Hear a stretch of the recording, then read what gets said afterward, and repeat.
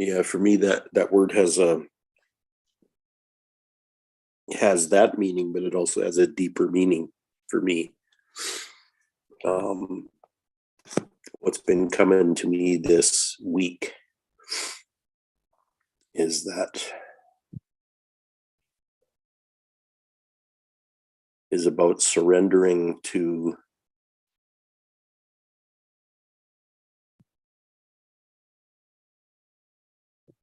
the cosmic intention.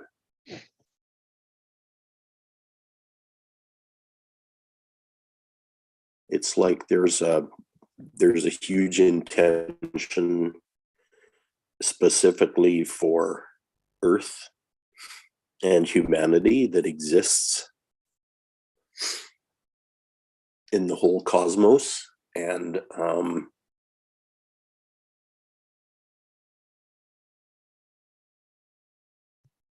the Earth at this particular time in history is getting a lot of attention from the whole cosmos,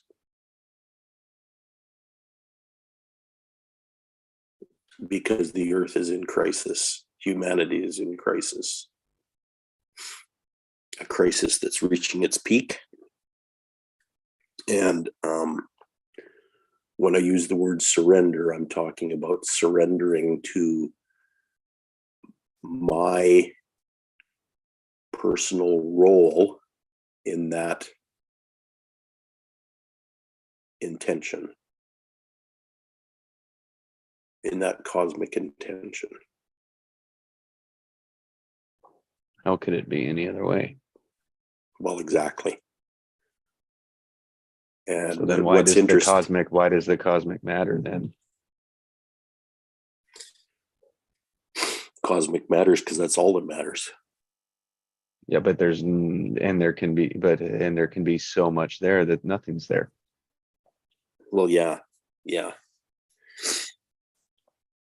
So then what matters? What matters, the cosmic then tells you. Yeah. What the cosmic delivers to you. So exactly.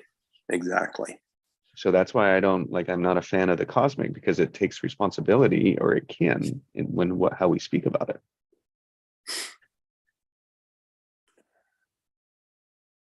Because at the end of the day, it's what you get. What you get is what cosmic is handing to you. Correct.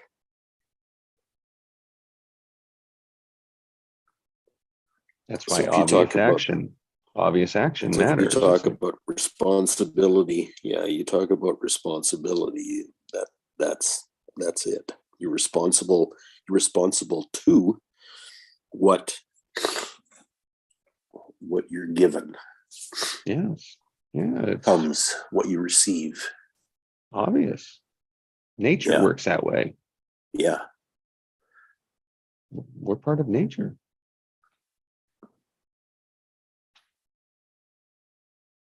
We're part of the plan, so that's all you can be.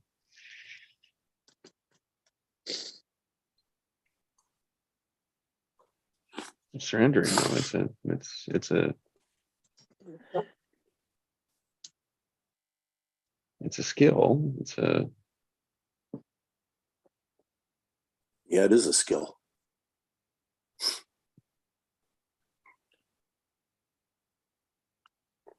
Because we're surrendering what we've created to belong in our worlds, in this cosmos.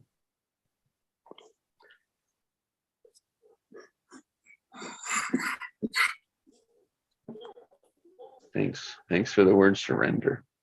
Didn't mean to go into that, but it's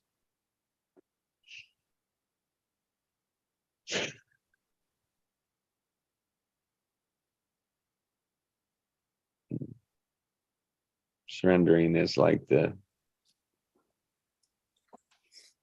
life has been the puzzles that we've been holding all the pieces in, and then as they start to pop out around us and fall to the ground, surrendering all of it is like, oh, I surrender to what I have put in place, which is the way I say it has to be. Mm.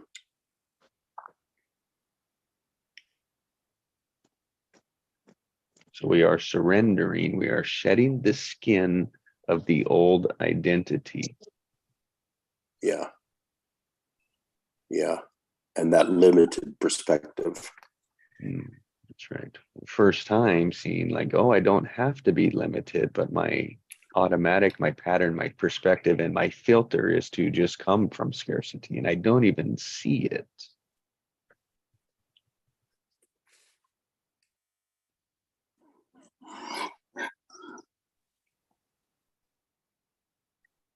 I'm in that mindset right now, Jesse.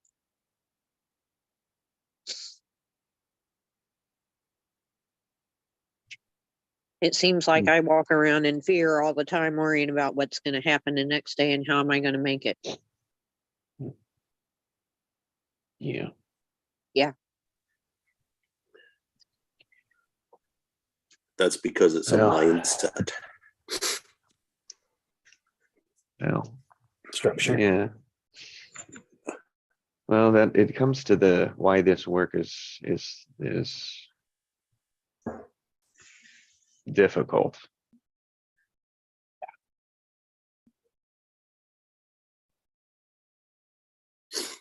Because it is, I mean, the reality is that we, as much as we fought for it, it worked a certain way. And then as we let go of that and look for new ways that are there, they're just not in the way that we're used to seeing them. And it takes, so especially if there's not a lot of room.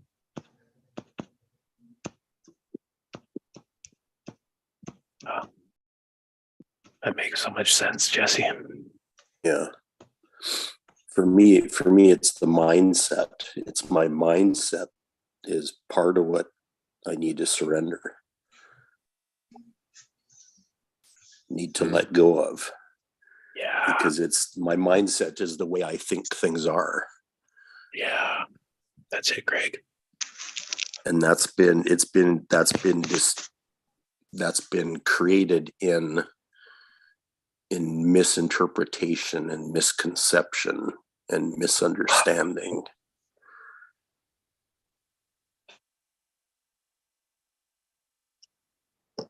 And for me, it's not a new mindset I need to create. It's a new structure that's based on where my heart is at instead of where my mind is at. Mm.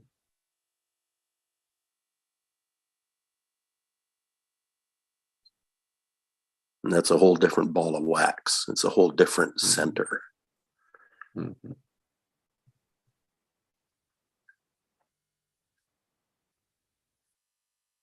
Whole different foundation for the structure, for the new structure.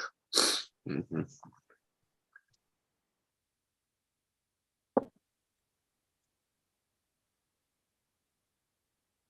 Wow, it's like I came in the right time.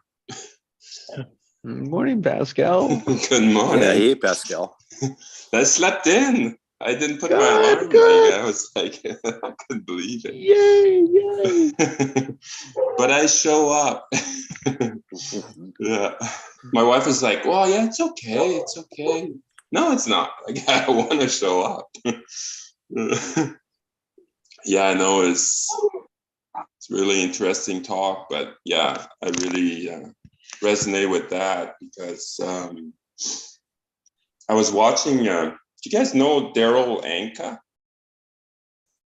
He channeled like Bashar, and he was like a very skeptic person about like channeling and stuff, and he wasn't doing like, he didn't think it was his life purpose, let's just put it that way.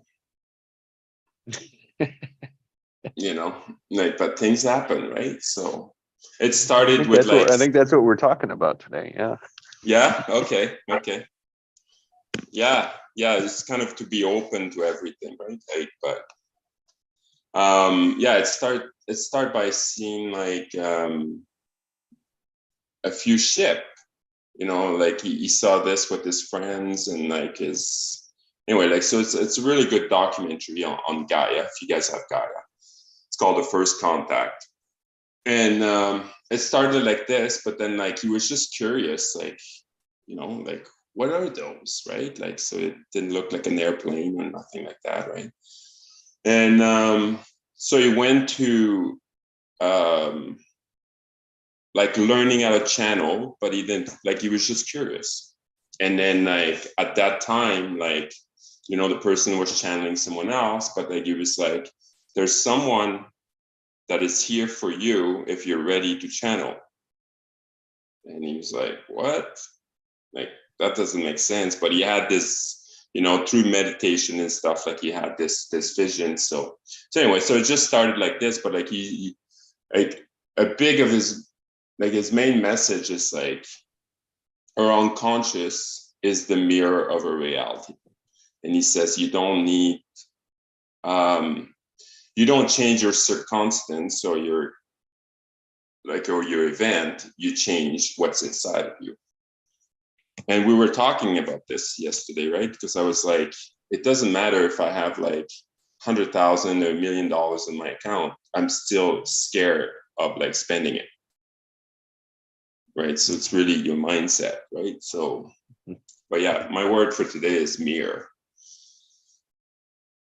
We're just a mirror, So, and he's giving like this example of like, when you're like smiling in a mirror, you're not on the other side, but it's just a reflection. So if you want your life to change, well, change the inside, and like the outside will change. It seems so simple, but it's it's hard to let go or pattern, right? Yeah. Well, I like what I heard from that is he got a message that he listened to. When it says like there's someone waiting for you, it's like, oh, where does something like that come from, right? It's like that's nothing that your ego mind can make up. Mine was one morning, it says, do you want to see the dark sides? Okay. Those turn into meditations for me. It's like that type of thing, and that's cool. Yeah. But it's not my mind, it's not my head in the sense that's asking the question, because it couldn't come up with that. The ego, so we think we sit and notice, it's like, okay, well, my ego is coming up with that, or my fear, my gut, or my heart. Mm-hmm. And you call it the heart, the superconscious, right? Superconscious isn't charged. There's no emotion in it. It's always in love, and so it's neutral. Yeah. That's why it's so scary for people to go there. Yeah. Because we're not used to being uncharged. Used to polarity. Yeah. We're used to things having to be that way. And so are others around us. Yes. Yeah. Then we've hardly talked here about the waves and how our energies are entangled.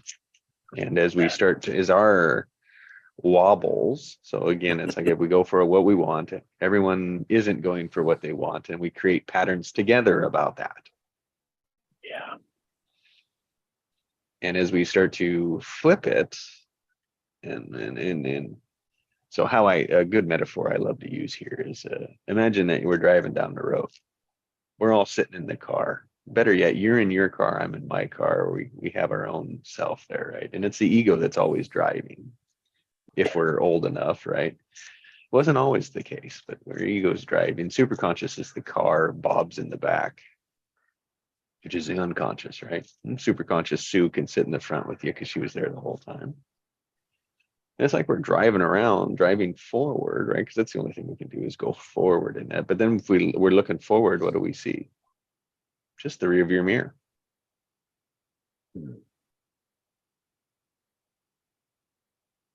Hmm. How big's your rear view mirror?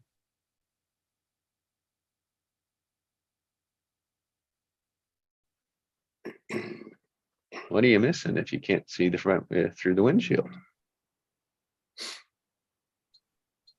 Everything that's coming. Yeah. Well, you see it go by you, and then you grab it and fit it into that structure.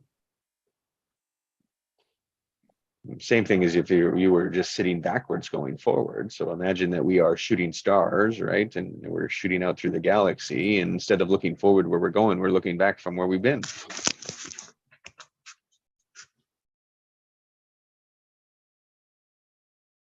Yes, and drawing conclusions from what came before. What's already by you and trying to grab it and fit it into this structure, right? And what we're saying, like as we do this work, we start to say like, okay, that isn't right. So let's start to turn our chair and look forward so that we can anticipate what's coming, so that we can create what we want, what's there. Oh my God. And that is so for whatever reason, scary to see where we're going. And it's scary for others Mm, when they see us changing. Because yeah. you've always been this way. And Yeah. Yeah. that's who I've Yeah. labeled you to be. And now now you appear to be trying to be something different. And I'm not comfortable with that. Anyways. Well, Yeah. yeah. Well, and Yeah. we have to, that's why we have to listen to others' people patterns so that we can anticipate where they're going with it so that we can get in front of it. And if someone's in a relationship that's not good enough and you make them feel good enough and then you start to change, how are they going to be good enough? You got to know, they got to need to know that they are your choice. If that's the case. Or not, like choice is the king.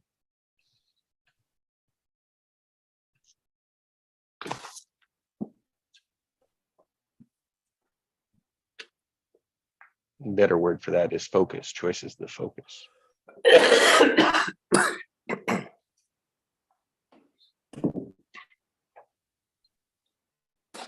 And so it took me a year to sit into accepting a life I love. Accepting? No, probably more like a surrendering to it, I would say. Yeah, probably a good one, surrendering to it. Surrendering that it was possible. It's kind of uncomfortable, I guess, at first, because this is not a normal, typical way that we've been conditioned to think and process life and live life. Right. That's why nobody else wants to do it. Yeah. And it's scary because it's so out of the box. Well, it's the proof part that's missing. People want the proof and they're not going to do it until they see the proof. And by then it's too late. And the only way you can get the proof is to do it yourself. You can't do it based on others. Exactly. That's a big one. That thing about proof.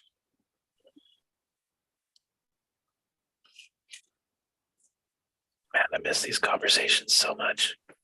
Yeah. Holy smokes, it's so good to be back with you guys. Because it's our true nature to live that way. To live life that way. It's the cosmos plan. Yeah. It's innocence. It's living in innocence.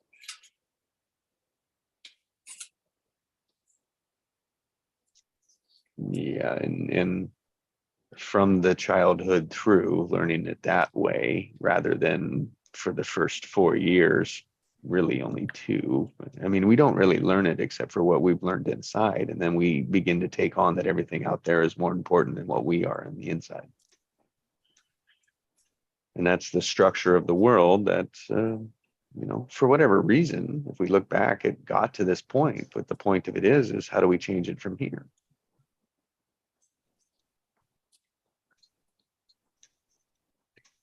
And it's a fucking pain in the ass by yourself. Yeah. Mhm. There is no support. That's why we found each other, Yeah. because all of us are in group actually changing the structure of the world at this point. Is that a little grandiose? No, it's by doing it, but we're doing it individually, Okay. It is and affecting we're supporting things, eh? each other in a group in order to accomplish that. That's why my Right. soul is here. I don't know that much anyway. I'm pretty sure that's why everybody's soul is here right now. No, and I will say, Will, I've had the same thing. It is like when people say that it is like changing the world, it is the grandioso thing, but it also, we have to think through it to say, how would we do that? What would it look like if we could change the world? And I settled with, well, yeah, it's just one heart at a time changes the world. Bingo. And did you know if I touched 7 hearts, if I went 7 layers and everyone went 7 layers, we'd touch everyone on the world? Yeah. It's the old domino effect.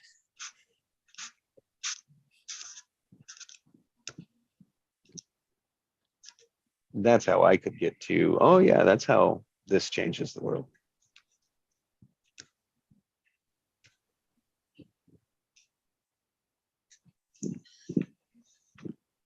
Yeah, at first All it right.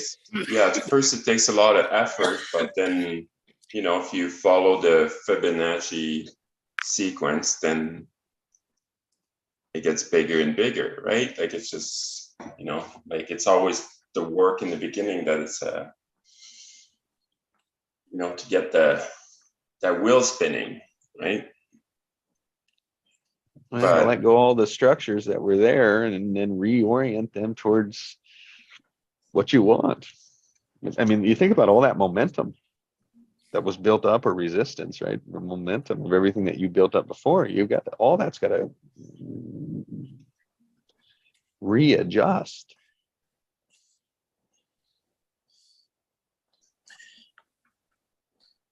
Yeah, everything has to let go, right? Yeah. And it turns out to be a greater endeavor than I've ever encountered.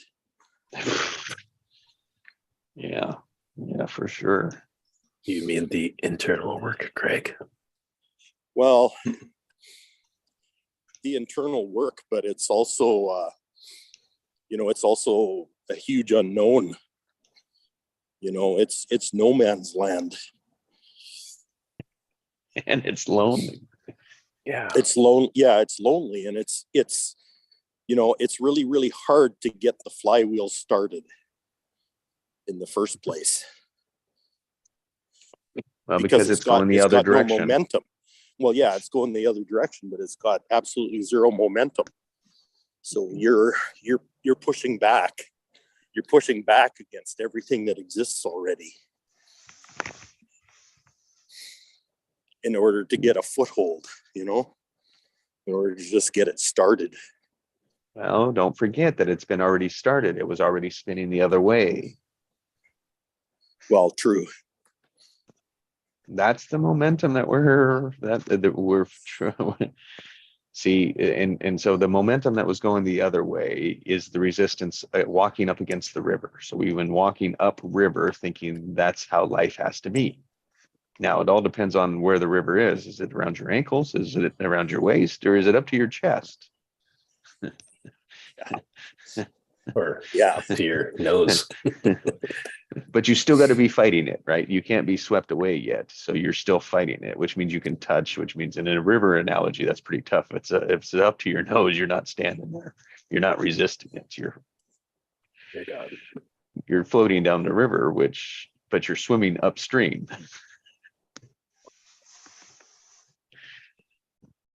That's the momentum that we're like roll over and float down the river. Now, that is a whole lot easier to say than to do.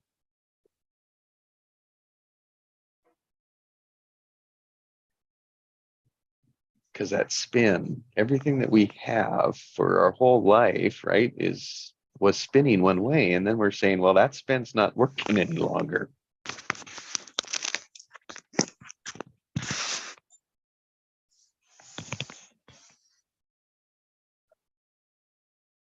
It takes a lot to come to that awareness, though. Or a breakdown, huh, Joe? Yep. He's the one that gave me that word, which is what I love. It's like you can avoid the big breakdown.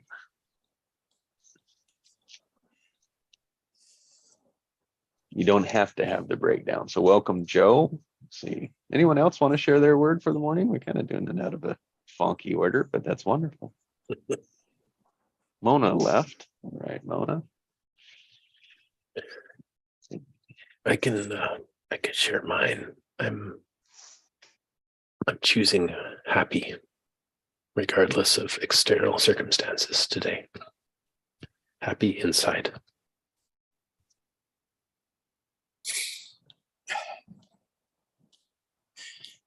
Find your bounce, Will. Be the balance, Will.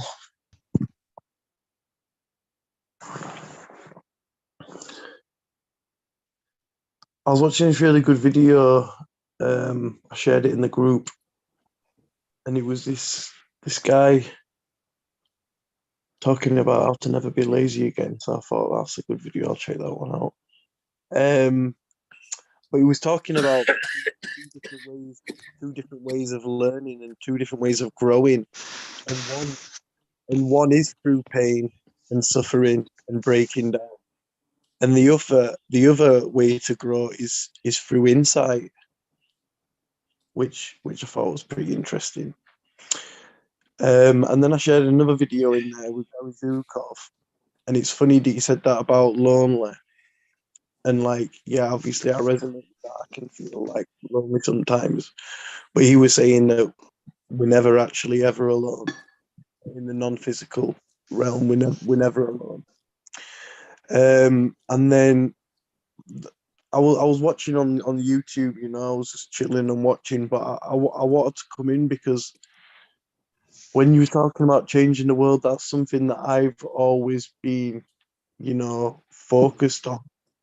But then someone mentioned in the video last night, when we focused on changing the world, we're not changing ourselves. Yeah.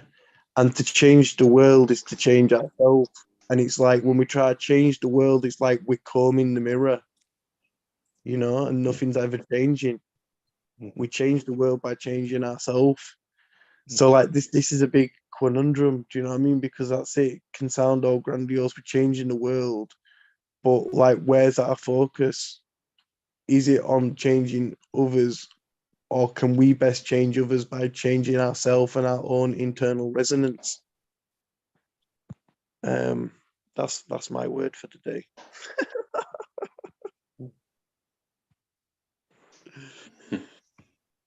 Great, Joe. So I in insight that I'll share, metaphor as you were speaking that, it's like imagine we're in the house of mirrors, right? It's kind of like we have those mirrors are giving the reflection, but it's not crazy, right? It's manageable. And it's like on each of the mirrors, as you look in there, you start drawing on the picture, on the reflection. And you start adding people, yeah, and you start adding things to it. And like that is our life. And then all of a sudden it's like we step away from that. We start to erase those drawings and we start to see and expose who we really are. Yeah. That is how you change the world. Mm. It has nothing to do with anyone else.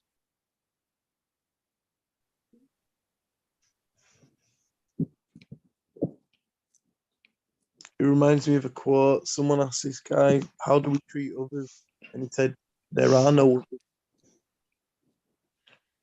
Yeah. I mean, we. There are no others. Mm.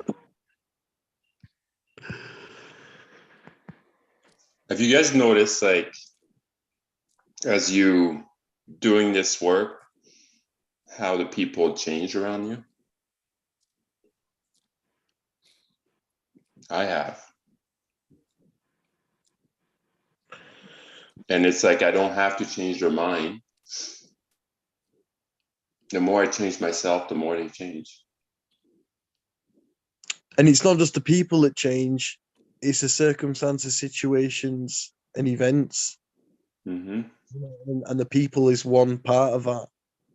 What I notice a lot is like the videos that's coming up to me and what I'm interested in and how I'm comprehending it and absorbing it. You know, so I'm seeing it in the events and circumstances of the videos I'm watching and the content I'm consuming. And then yeah, of course, in the people, that's it.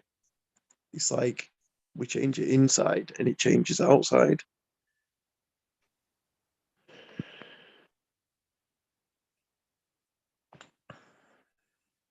There was Do a they time have- Yeah. when I was chilling with my daughter and I felt like we weren't, I wanted to be connected a bit more deeper with her.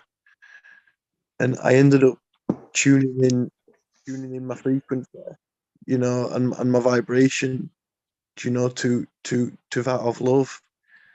And without me doing anything, like she started coming closer and then we started talking, chatting, you know, like very naturally.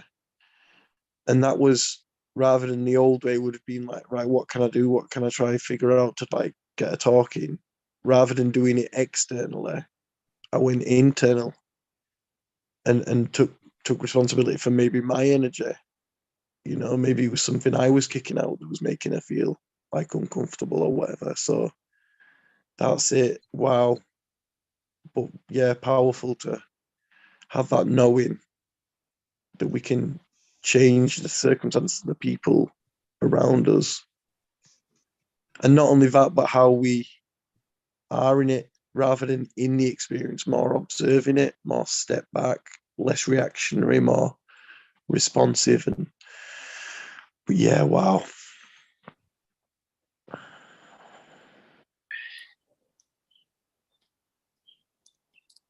Yeah, and simple word is like be it before you see it.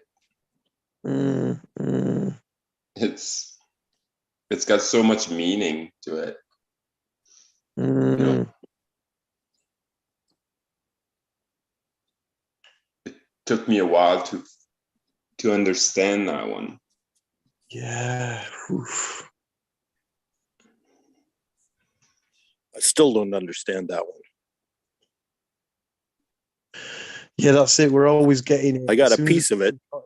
Yeah. Yeah. As soon as we think we've got it, then our teacher goes back to zero. So yeah, we're constantly getting it.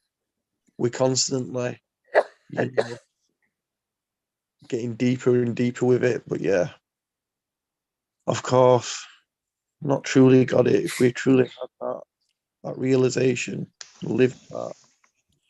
But it's beautiful to have it and be conscious of it, and that's the 4 stages of getting to unconscious competence. We're just at that stage now of practicing it and doing it.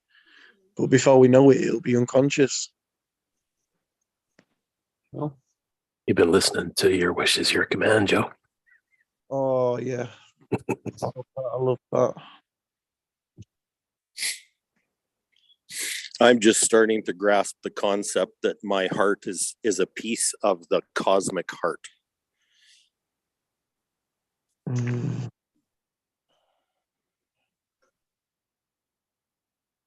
Mm.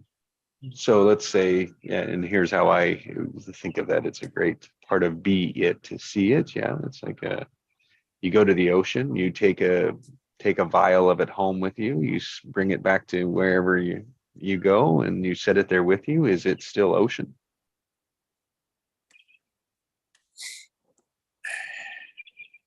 Of course it is.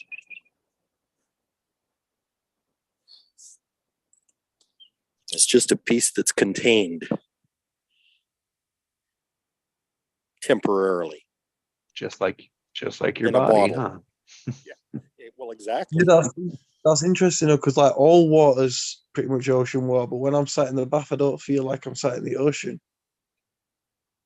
But maybe I should.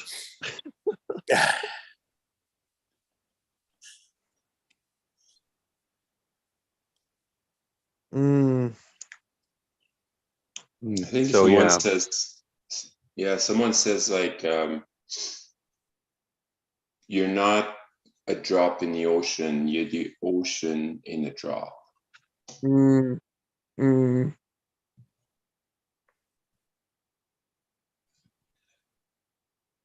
You're not the droplet, you're the ocean. In a drop.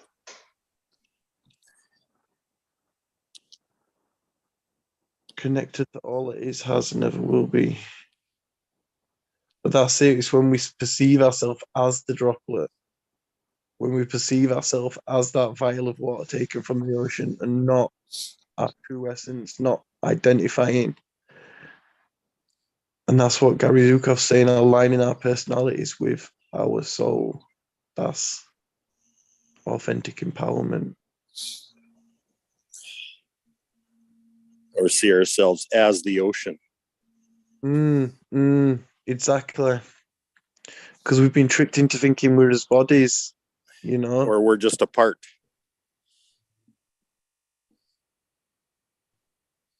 or we've forgotten. I shouldn't say we've been tricked. I think we've just got that amnesia. Forgetting who we really are. Exactly. We've come on, we're in that vial of water, and we think with that vial of water, we forgot we're the ocean. We forgot we're all it is. So just remembering that, realizing that. there's a structure that doesn't encourage it. Correct.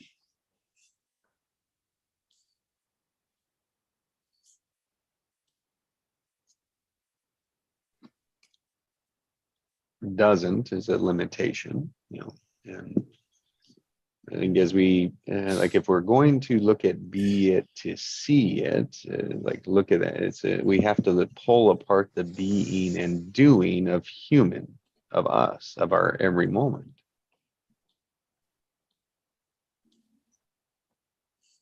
And what this work is that we put focus on our being, because the being creates the doing. You can't act without the thought and the emotion. You won't do.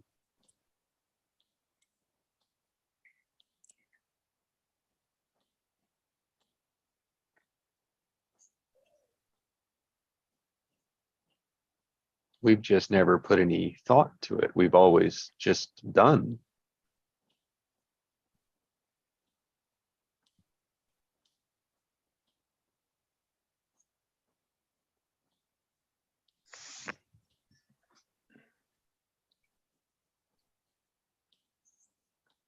Be, do, see. Be it, do it, see it.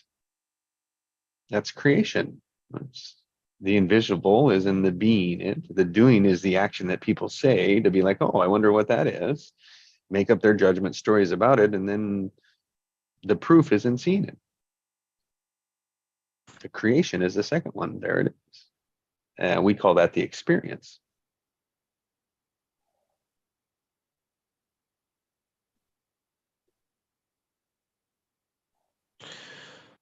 But without being truly aware of what we're being and we just doing, then that's when the doing feels hard work and needing willpower, but when you're truly clear on your being, the doing, it kind of just happens, you know, without willpower, without conscious thought. It just, you know, comes into being without, yeah, without force.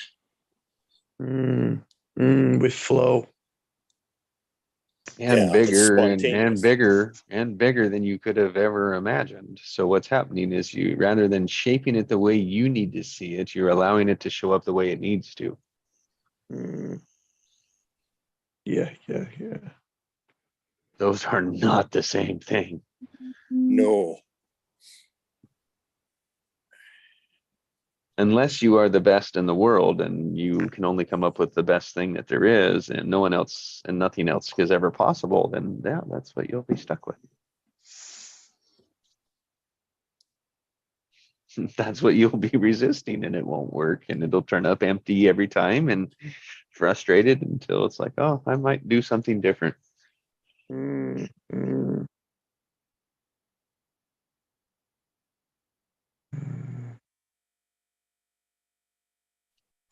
Yeah, it's funny to me, like we say, oh, I get it. Be it. Be it.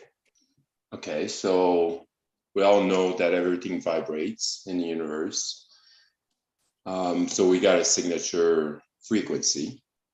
And we're like, okay, yeah, so I got to change my frequency. I got to change my emotion. I got to, like think positively, everything I want to mirror to the circumstances.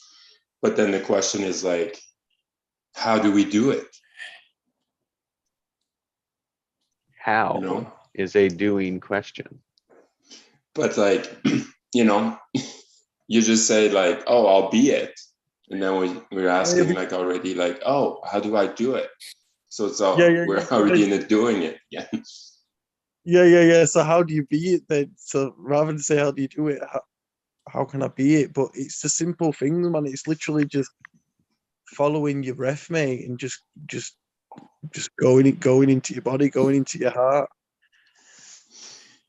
But also, yeah, that's it. What's coming to me is sometimes like I'm so stubbornly in a mood that the thought comes to me to be it, to see it, but it's like I don't even want to be it to see it. Yeah. I don't want it enough, you know what I mean? It's like the chocolate cakes in the fridge, but I'm not that bothered. Do you know what I mean? Until obviously that urge comes. Oh yeah, man. Yes, it happens. But that's it. I can definitely see myself, but then there is times when I'll be in them thinking like I'm not feeling that cracker, and I will just think about like focus, observe, relax. But then I was kind of thinking that I was seeing that as forgive. So I'm kind of seeing like the whole word of forgive as like a word for each one. Obviously, for F we've got focus, O observe, R relax, G, do you know what I mean? Gifts, I insight, V. Yeah, some words were coming to me last night, but that's it. But these little words, you know, because like especially like forgiveness, focus, observe, relax, and then when I think it was Mona said trust, and when I go through them words, it's when I say the trust that it's like I notice that I can enjoy the relax. Sometimes I say it as a word, but then by going into that trust, but that's it. It's being in them tough moments and choosing. You know what? Yeah, you know what? I'm gonna put the proof to the test. I'm gonna put this to the test. I'm gonna be it to see it. I'm gonna start feeling and putting out the vibration, you know, that I want to be feeling and being. And like the more we do that, like we reduce that time to get back there. Because when we're angry and frustrated and pissed off, this is what Gary was just saying this earlier on in the video. That's when we can't give our gifts away. When we're in that place, so that's why it's coming to the love, man.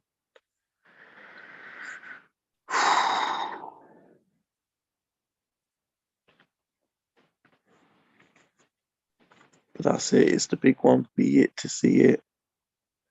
Easier said than done. But there's times when I've done it, you know. But I think this part of it, It's our first patterns. Yeah, exactly. It is our very first patterns that we've experienced on this earth. So it's there. Yeah, it's the first ones that we had. We just built everything up again around it. So that's why it's capable and able. Your first 2 years, what did you do? Whatever was there. we just Well, yeah, and we think that we're an innocent baby, but in all reality, it was the superconscious was guiding the unconscious. Totally.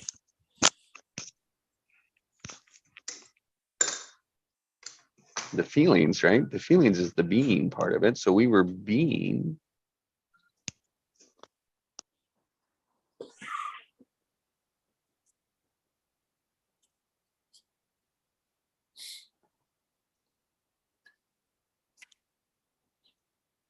Let's see, what else do we, what other tricks do we have for being?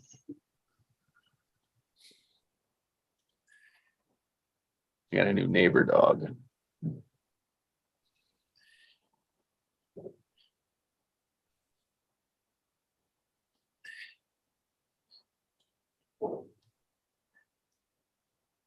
I think the being comes from relaxing. The relaxing. It does. You know, it's controlling that that monkey mind. You know, it's neutral. And I think it all comes from the core 4 choices.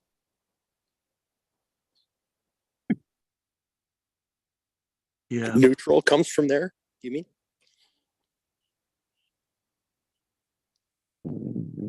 Yeah, I mean, it has to come from somewhere. It has to be centered in something, you know, and I say, you know, a part of it is neutral so that you can choose which direction to go. That's the importance of neutral, because you can't be positive all the time. That's the point. But majority of the time we're neutral because we're unaware of what's happening, or we're wrapped up in some negative, right? And we don't even see that that's happening, yet we're in it all the time. So it's hard to say if we're not putting awareness on it.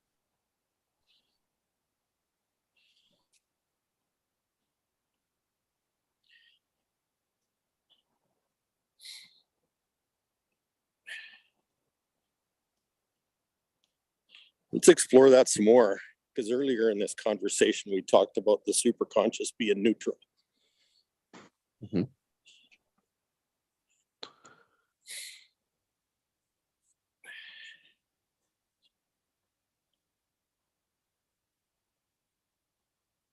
And so if you're neutral and super conscious, the heart is neutral.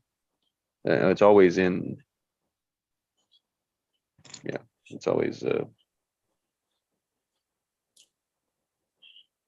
so if you're neutral and your heart and super conscious is neutral, then you're super conscious.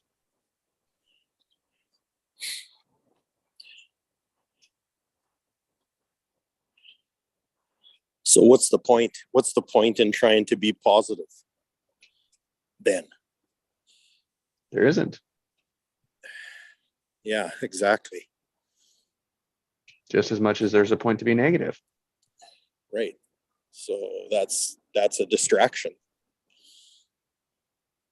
And neutral can be a distraction too, because neutral doesn't give you any energy.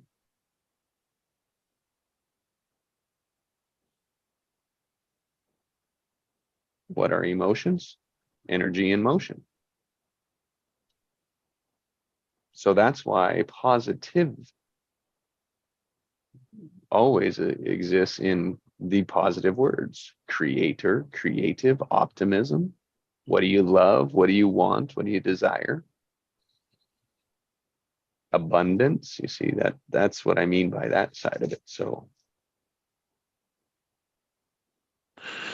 But would the neutrality not, is neutrality not just the pure infinite love? Yeah. Like, I don't see those as positive words. I see them as neutral words. Creator, love.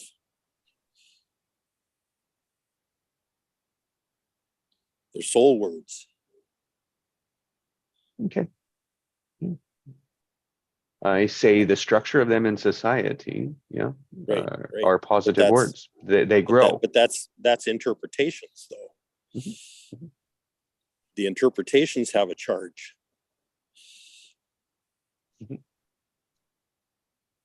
And so if there's already a structure for a positive interpretation, why not use it?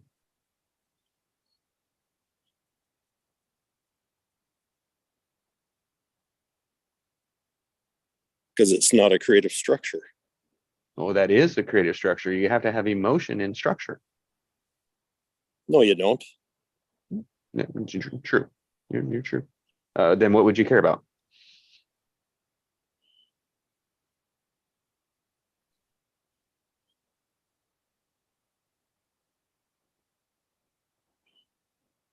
How would you know the difference? How would you know what you cared about once you didn't? You don't need to know the difference.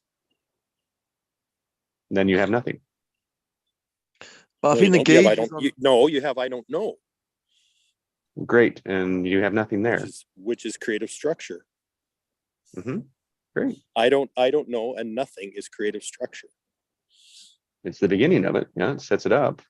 But if I don't know is always there, right? But the point of I don't know is to give you something.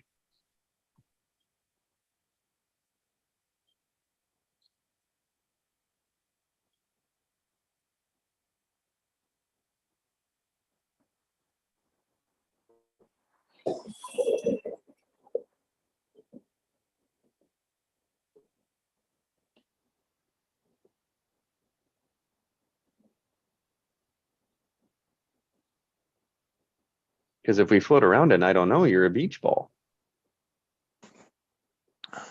No, you're not. That's the only place that's solid.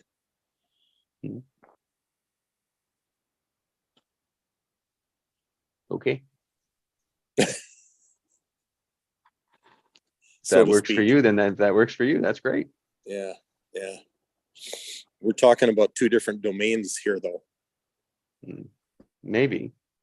Yeah. I'm talking about saying I don't know so that I get information for that, of what's obvious and what's next. That's what I use I don't know for.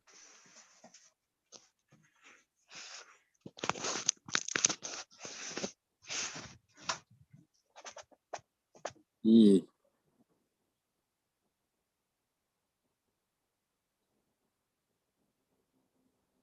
How else would your heart reveal what you wanted? You have to ask for it. And then you can't edit it.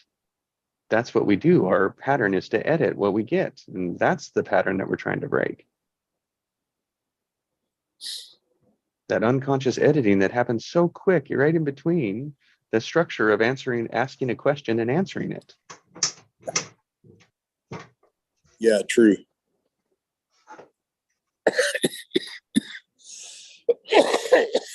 It's that choice point that Viktor Frankl talks about.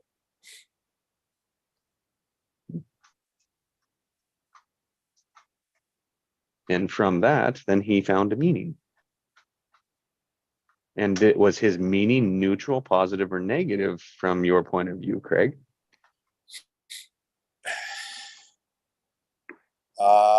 I don't think it can be analyzed that way. Now, how would you analyze it? I wouldn't.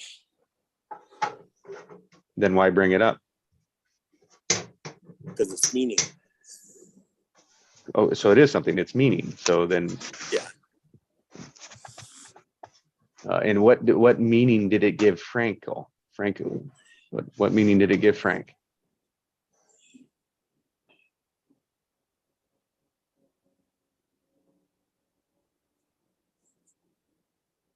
I say gave him a positive outlook of his situation compared to a negative one, which he had a choice of. Well, it told him that he could choose his experience of whatever was going on. He could choose his own subjective experience, Mhm. as in how And- he experienced it. Mhm. And when we have that choice, how would we choose to experience it? Depends on us. Mhm. Negatively or positively. Those are the choices. We're energy. Energy can only be observed that way.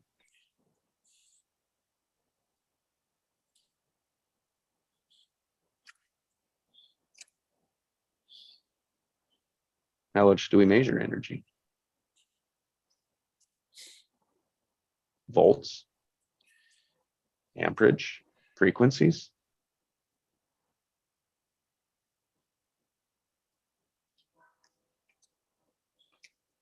Polarities.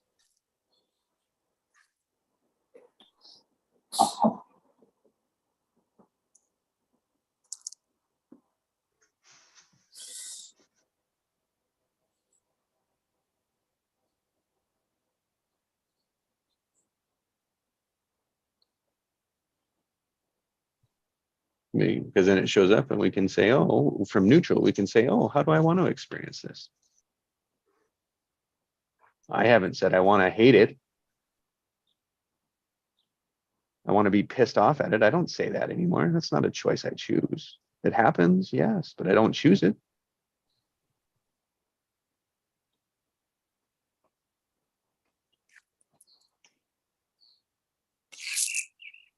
I want to choose good. I want to choose positive. I want to choose happy. That's what I'm looking for. I can only find it when I'm neutral, though, know the direction. Now, living in neutral, yeah, I mean, I haven't considered that. It's like, but I can't be aware all the time. So I'm changing my patterns to probably, yeah, be neutral.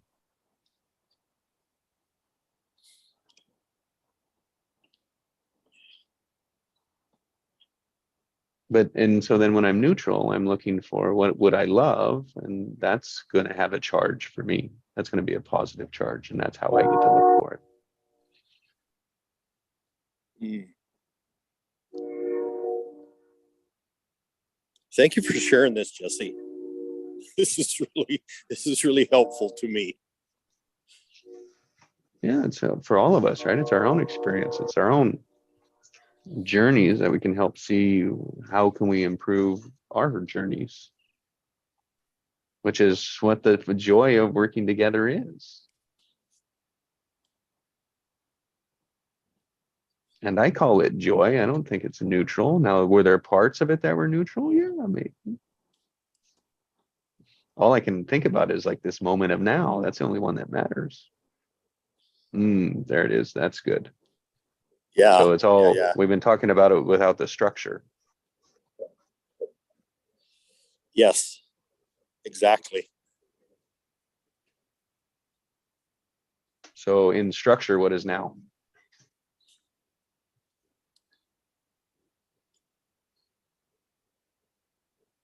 Well, it's both all and nothing at the same time.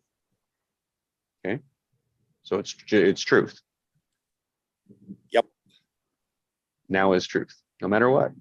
No matter what, every moment of now is always the truth, whether we're aware of it or not. That is the truth. It's always one point. It's always the one fixed point we got with us.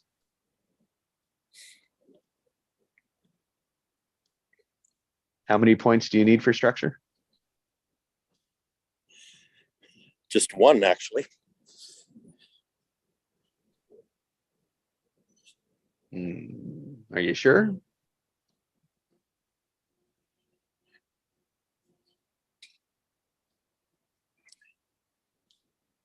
If you want to have creative tension, don't you need 2 points? Any tension needs 2 Just- points. Right. Yeah. But does structure need any more than 1 point? Well, if I'm talking about tension and structure, I think of a rubber band. And if I fix 1 point to the rubber band, is there tension?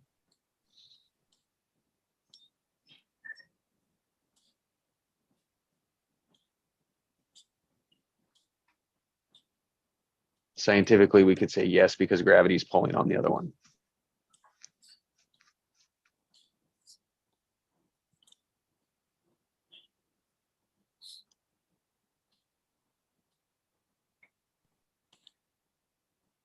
But from observers working with structure. So if you think about a rubber band being the tension, right, that you can stretch it and then have tension, it has to have 2 points to stretch it. Exactly. So exactly. So does structure need 1 point or 2 points? Just one. A point is a So- structure. Hmm.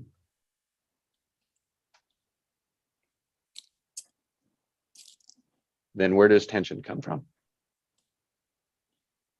It's created. With what?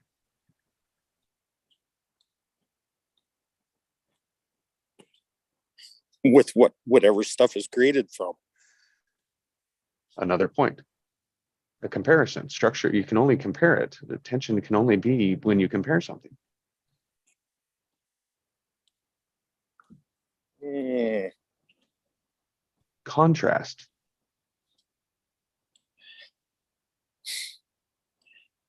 The point already has contrast.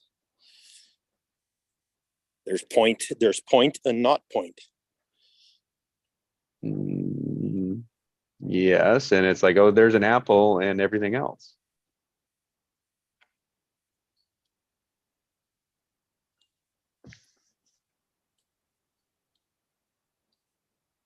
That's why resistance, like what we resist, that's resistance. That's the avoidance. That's the avoidance side of it.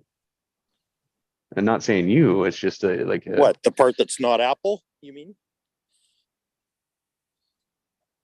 well, there's no meaning if I just say there's an apple and everything else, because that's obvious. Why did we pick an apple out of everything?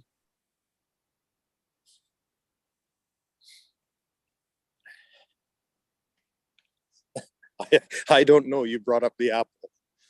Right. So there's, you can't do anything with it. So there's no tension in it. Sure, you can do something with it. That's the point. So it's what would you, potential. but you have to give it the potential. No, you don't. It already has it. Mm. Great. Well, okay. A beach ball will blow. A beach ball will roll around in the wind, and that's perfect. That is 1 point.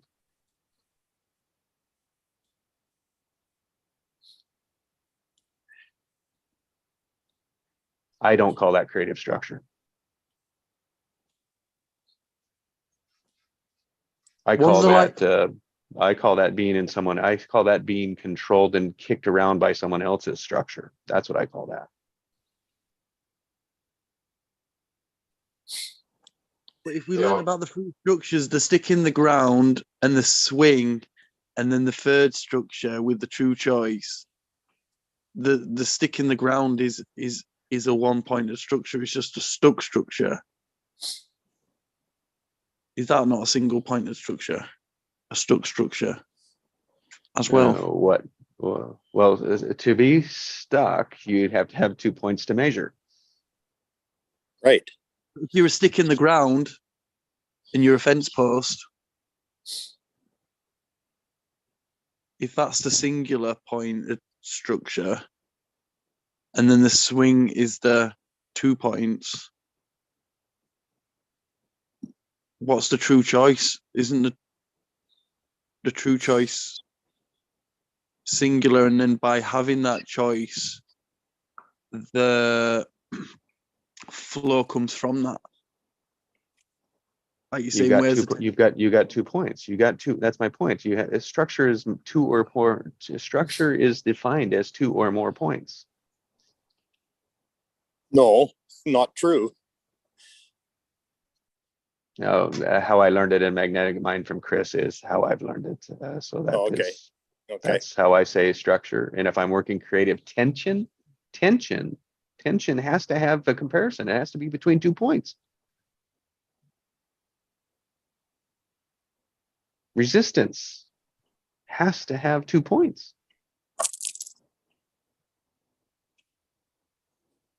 Correct. And so our life is, the truth is, our fixed point is every moment of now, and then wherever we put our focus is the other point. And so if you're focusing backwards, then that's where your attention is. If you're focusing to the future and what you want, that's where your attention is.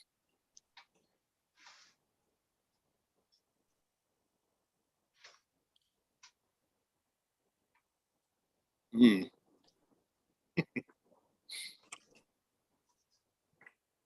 We're just not always aware we're stuck in the first point.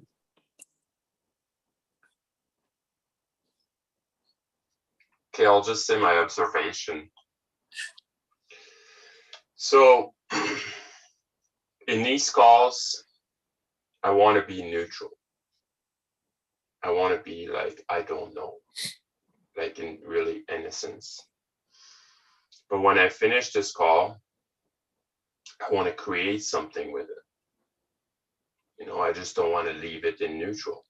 So for me, like, I don't want to stay stuck in neutral because nothing is created. So I take whatever I think it's necessary and I create something. So I create that 2 point and I move forward with it. That's how I understand. Why are we equating neutral with stuck?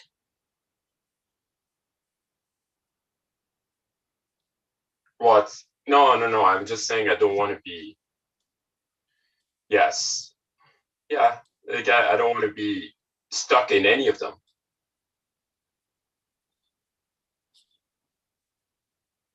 Right? I want to be. Could that be resistance?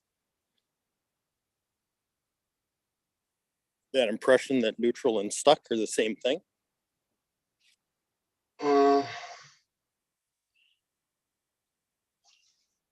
No, not per se.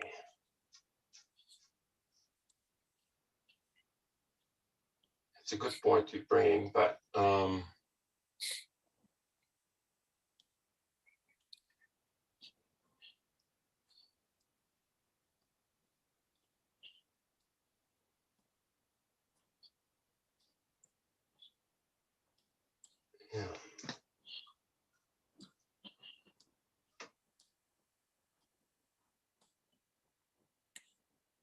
yeah. Maybe it's a little bit of a resistance, right? Like I don't want to be. It's like for me, I can take everything I care about and like put it in existence. Could it be a perception?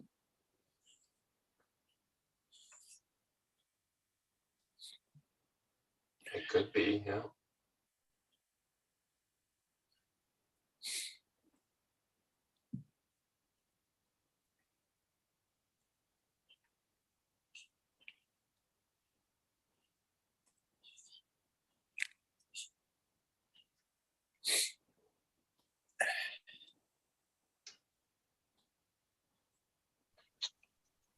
I got to share this. The greatest realization that I've come to from experiencing this work is that the creative space. Neutral is the source of everything. Nothingness is the source of everything. Empty. Void, yes. Completely accept structure as the starting position without a doubt. Will not argue with that.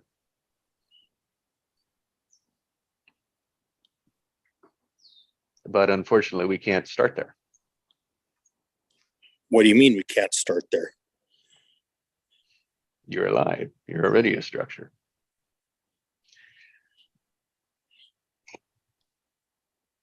Yeah, but what you're creating is not yet. True, true. So going forward from this point forward, yes, I will accept that.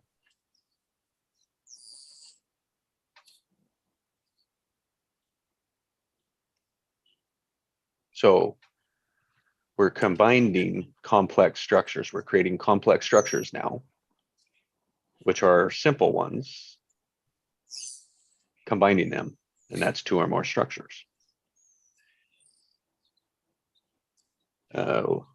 What are the most fundamental ones that we have in terms of a structure as humans in our experience? I'll say space and time, both made up. Well, the building blocks of the 3D.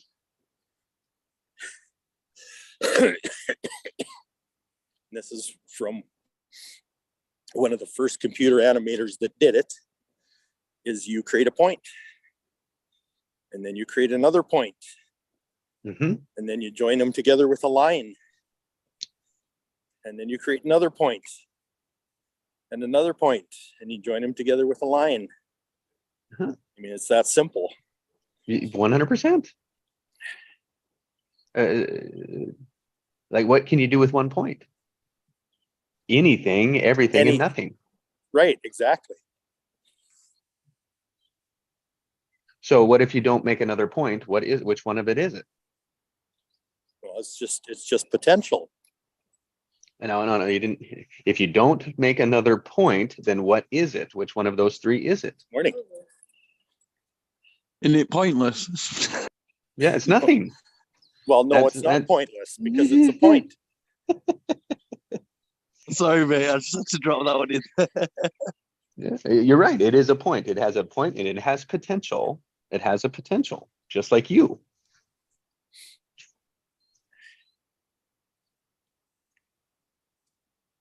Just like me, just like everyone. We're all points that have potentials.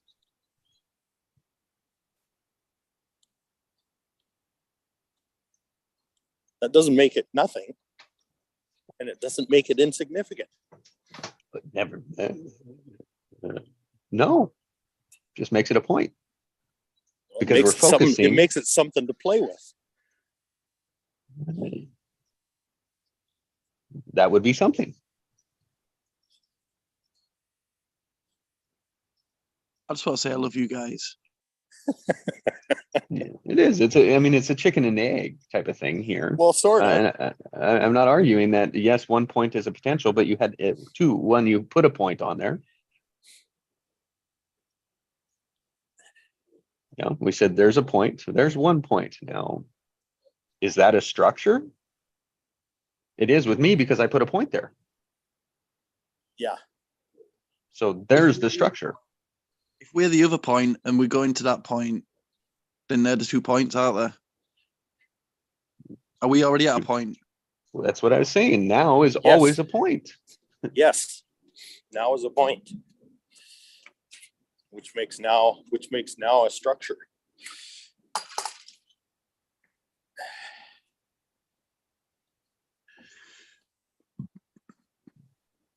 Now is a structure with space and time.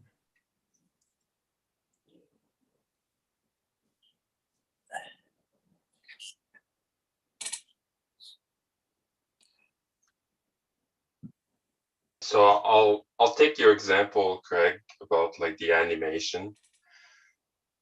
So imagine you have one frame and then you're super conscious and you're like, yeah, like I need to create a movie with it. You know, I really need to. Like, it's like I got a lot of insight, lots of like knowledge for it, but like, how do you create your movie? So you got to create another frame. Yep. So that creates attention.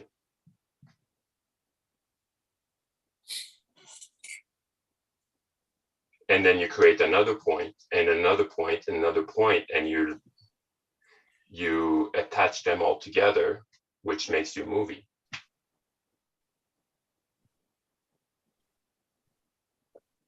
But if you stay in that one point, then you're not going to create your movie. You might create in your mind, I guess, but it's not going to be.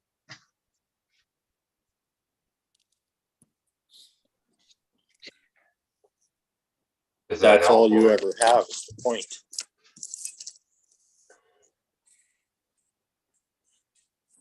All you ever have in this 3D is the null point. Yes, the truth.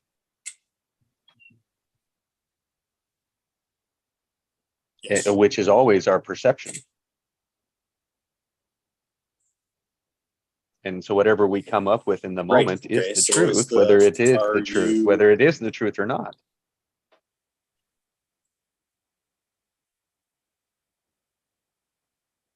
I think Okay, that's an here's important another distinction. side to it. Is that That's is that point being observed? Yeah, is that point being observed by your self-conscious or your superconscious? Well, only when you ask will it be observed by your superconscious.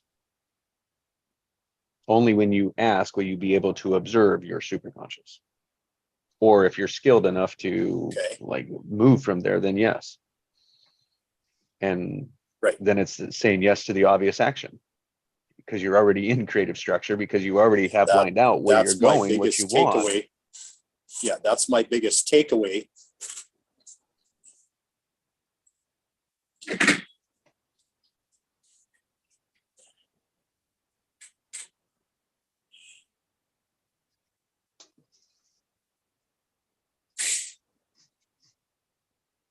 My biggest takeaway from being here is learning to observe from a superconscious perspective.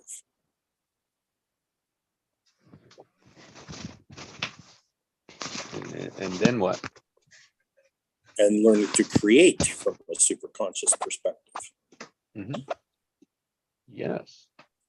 Very, very different And so what from the way questions do I've you been ask yourself doing to it up to create? this point in my life. Yeah. Oh, Yeah. without a doubt. Yeah. Yeah, without a doubt. So what question do you ask Yeah, yourself yeah. that says like, oh, what question do you give yourself that you know that's like, oh, that is my superconscious choice?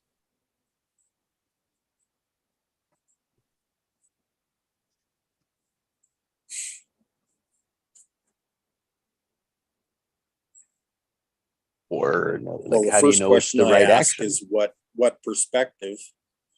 perspective am I viewing this moment from? Good. Oh, I call that unpacking the Am I truth. viewing it from my superconscious perspective or the other? Beautiful. Yes, That's yes, a great exactly. awareness. Great awareness. And how do you know the difference between the two? Do you know your pattern? Because it's so damn radically different from anything I'm familiar with that it's like it's gotta be like couldn't be anything else, right? Right. I'm with you, man. You can't explain it. Yes. Better yet, it's like, I would mean, never it's- have come when- up with that. when That's not what I would do. No, of course. But what's interestingly enough is I'm going back to your shower analogy because you said this many times and this happened to me a lot too. Is I'll download something while I'm in the shower and I go, holy shit, that's not what my brain would. My brain didn't make that one up. I know Right. it That was was not the the greater part of me that self-conscious. made it up, or it came Yeah. from. Yeah, I used to think it was coming from somewhere else, and now I know it was coming from my heart, my own heart. Yeah. But it was so different, so markedly different from anything that my brain would think, that I knew it had to be. Well, I didn't have this term at the time, but super conscious. Mhm. So let me honor for a moment is that you were in neutral, you were able to give yourself space to hear a different part of you without editing it that you've never been able to do in memory. Not consciously, no. Yes, that's right. Okay. So- And the big learning is that I can do that. I can do that consciously now. That's And being. intentionally, I can intentionally access that. That's being Yeah. it. That's being Yeah. it. You bet your ass it is. That is 100%. That is why neutral is so important for the truth of now. Yes. Yes. And so then when you get that download unedited and it's like, oh, I don't know what that just meant, because we do want to make all sorts of sense of it and start putting it in places. But the more that we can just allow it to be there and just in our awareness, it's like, oh, it starts to Yes, permeate yes. into the system, into the thinking. And what happens is like it's later on in the future, it'll pop up and it'll be, oh, there it is. That's an obvious action. Yeah, it integrates. But Yeah. you see, Yeah, you it got to integrates, be it looking for, synthesizes. you have to be looking for a Yeah. point in the future, or it has to be aligned with what you want, which is the other point. See, my point is too many points. And this is the focus. So many people's focus is in the past. So that's their second point. Yeah. And so Yeah. what you do is you have the point of alignment now. with what you want. Yeah, Yeah. that's the alignment second with point. what you want gives it power, There you go. Gives it the tension. empowerment. Yeah. And then we call that the creative because it's creating what you want into the future. It's the creative tension that pulls you to it, not resisting. A magnet.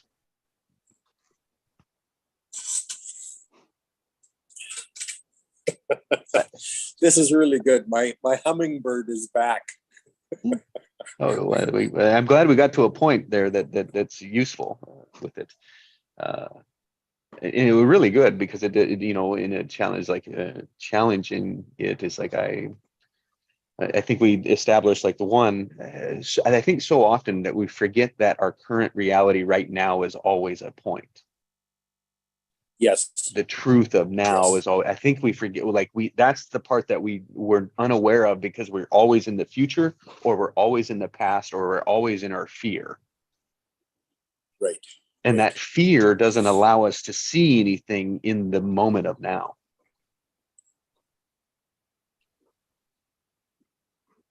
True. Until you put your big boy pants on, Craig, like you have, and it's like, oh no, I can see the truth of it now. I can allow whatever's there to be neutral, and then what do I do with it? What do I want? Anything I damn well want. Exactly, cool. which is completely different than what it was.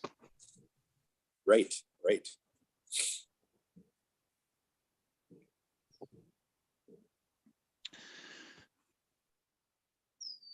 That seems like a good step. Like, do you know when Pascal was saying, okay, well, how do you actually be it to see it? I think that's a good step to ask. Okay, well, what perspective am I seeing this from? What is my current point at? You know, I think that's a good step. And then saying, okay, well, what's my superconscious see it like? And I think by doing that, that could automatically kind of take you to that place. That's right. Because it's just shifting our attention to what we want, you know, rather than what we don't want. But we can use that anger and that frustration. Do you know, these are things that like people don't like, but like they're actually good tools. It's just when we get stuck in them, like that anger, like that's a beautiful thing, you know. And like, especially if you focus it, you know, to what you want rather than just complaining about what's actually making you angry, like taking that energy and focusing it, you know. Powerful. Yeah. Let me add so again, it's like, well, how do you do that? And first of all, the anger is just information. It's trying to tell us something, but it's anger because we're not listening to it. We keep ignoring it. We keep putting it off, and so that's why anger keeps showing up. Yeah. And only when we're neutral can we allow, it's like, oh, if we want to be neutral and know the difference, it's like we can look at that information and just allow what it's meaning to be meaning to tell us. So it's like when you're neutral, you're rather than in the experience, you're more observing it. You're observing yourself in the moment of now, which is, then you can say, oh, look, that's my truth. Is that the truth that I want or not? Yeah. So every morning, that is what this session has been. You know, it's like, that's why we say our words when we bring our words in, because that is the truth of the moment. And as we say it, we test it. It's like, is that what we want? Do we like it? And it just gives us that foundation to start our day. It's the starting position to start the day, Mm. because the end of the day is point two. Or tomorrow morning is, you know, and it's like, oh, there's our point. Starting point. Yeah, we're always starting. We always start in the moment of now. Right. Now. Because that's the only thing we have, right? It's now. Yeah, I'd like to share a metaphor. I don't want to take credit for it, but I thought it was really, really good. So it started like this. One of my favorite metaphors illustrate the importance of recognizing the past for what is.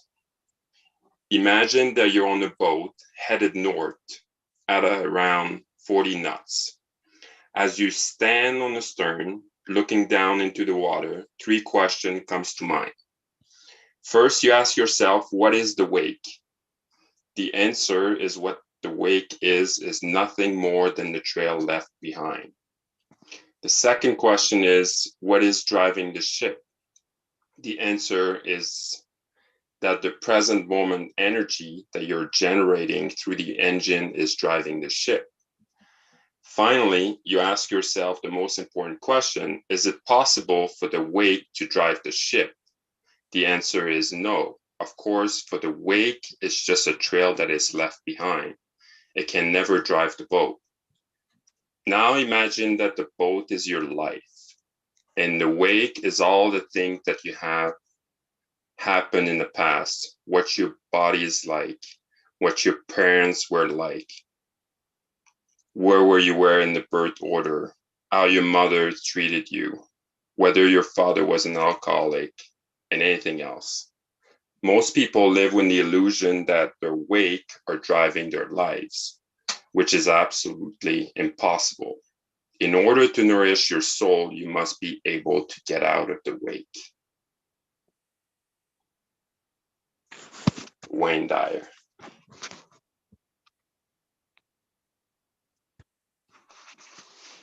Yeah. Big up to Wayne in the house. Yo, Pascal, love that, mate. Beautiful. Thank you for sharing, mate.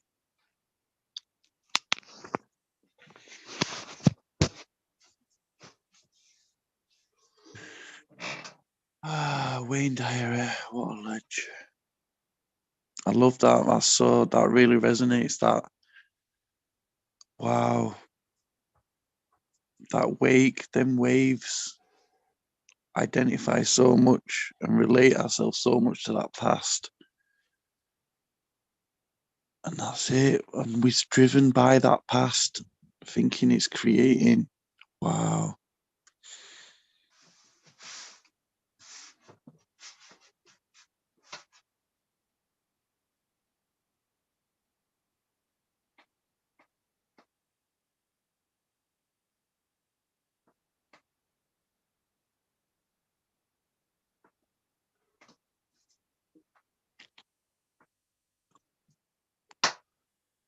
Yeah, so I think like, first of all, you got to find a direction you want to go. Right, that's your desired reality. Yeah. The boat is neutral. So without an engine, without energy, it won't go where you want to go. Yeah. And the wake is just your past.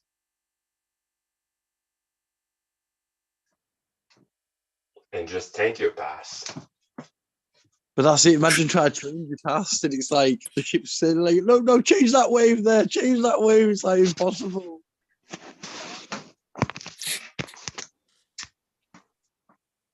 Wow. Yeah, it's your choice that gives it energy.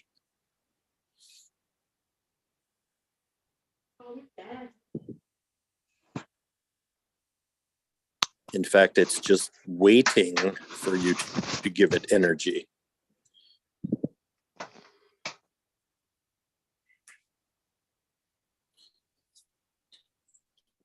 Or for somebody to give it energy.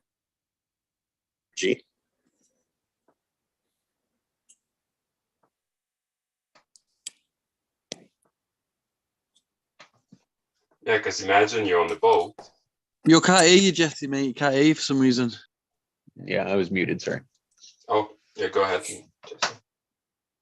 Oh, it was like that. One, I wanted to welcome Sindrell. I was on mute then, so welcome, Sindrell. Great to have you. And it was like, Craig, you've been experiencing that, right? It's like you have been given a choice that your heart has said, this is my direction, this is my orientation, this is my purpose, my passion, this is the words that I'm going for, and I keep testing against that, and it's not clear yet.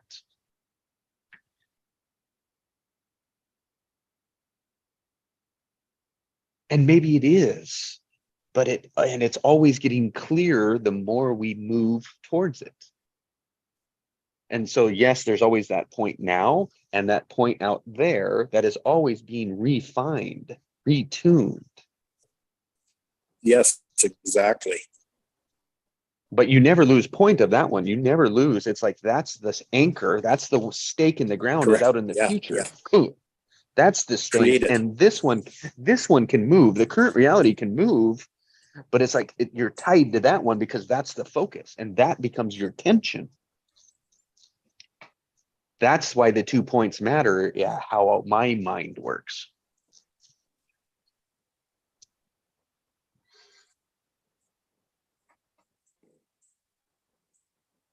Yeah, and the thing is, creation is not an event. It's actually a continuum that's put into motion. Yeah. Yes. Yeah. It's constant. It's being fed. It just keeps unfolding. It keeps unfolding and getting broader and getting more, becoming more. Yes. Yes. Yeah. The more energy we give it, the more focus, the more attention, the more emotion. Somebody said, yeah. Yeah, somebody said, let there be light. And there's still light, damn it.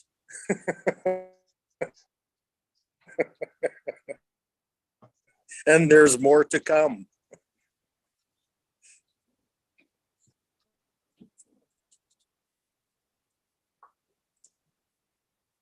Who would love to invite Sindrell in? Yeah, I'd love to invite Sindrell. If she's able to speak this morning. Sindrell, I'd love to invite you this morning. We've been talking all things and nothing. And it really comes back to our structure and really understand like deeper structure. So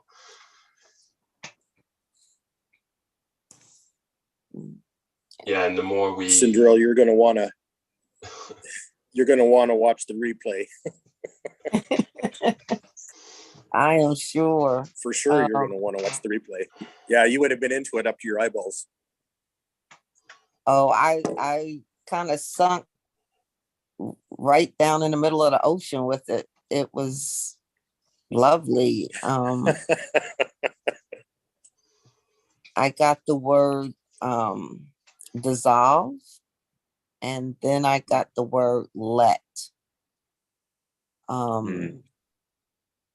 And just sitting in on the emotion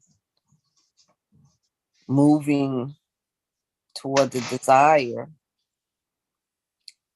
But as you're moving, like you're experiencing things, and you can come up against those wobbles.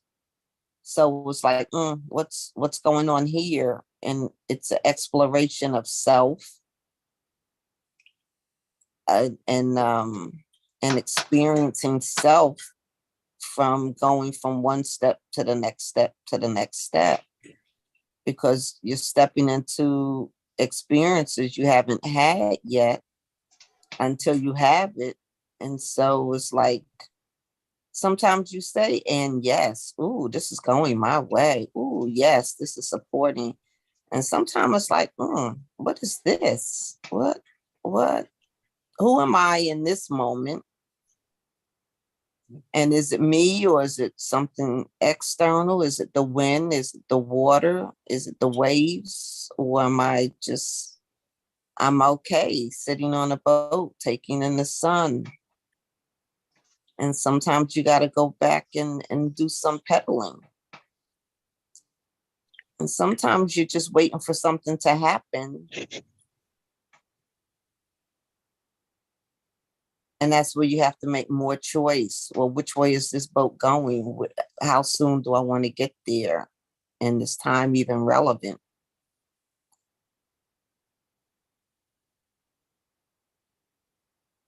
And you can take action and no action. And you get inspired to take action, and you take action. And sometimes you're not inspired, but you like, look, this has got to get done. So that's inspired action too, just with the desire of participating.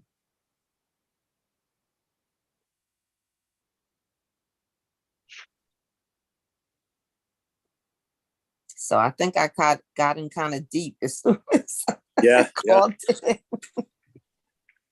You know, I heard you say the word relevant. Is this even relevant? Really, really good question to be asking.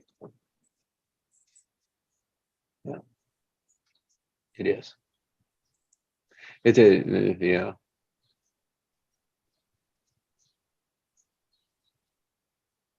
Yes and no are always the best ones, right? When I don't know. And a lot of times if I don't know what to ask, it's like I just lay out the true choice. And sometimes I sit with, it's like I know that it's not my choice that's holding it up. Ugh.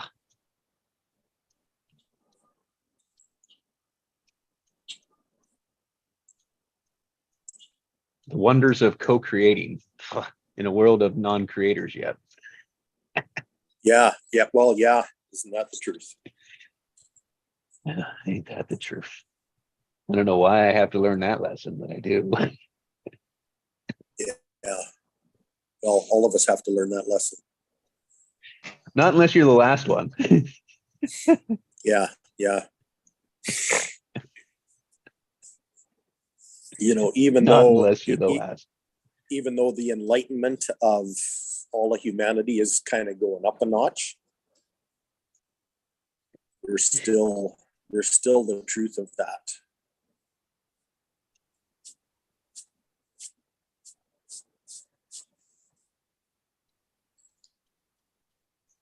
That very few of us are conscious creators.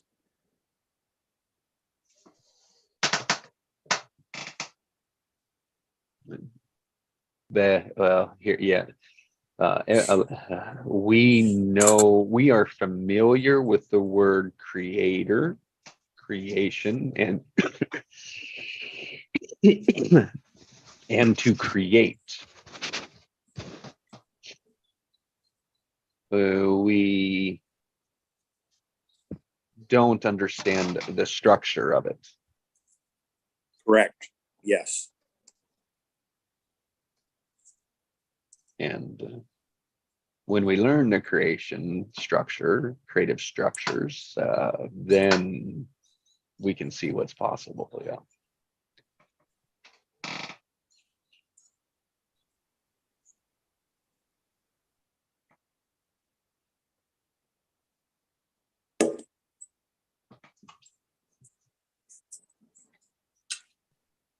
Yeah, I'll add a little bit on that metaphor of the boat.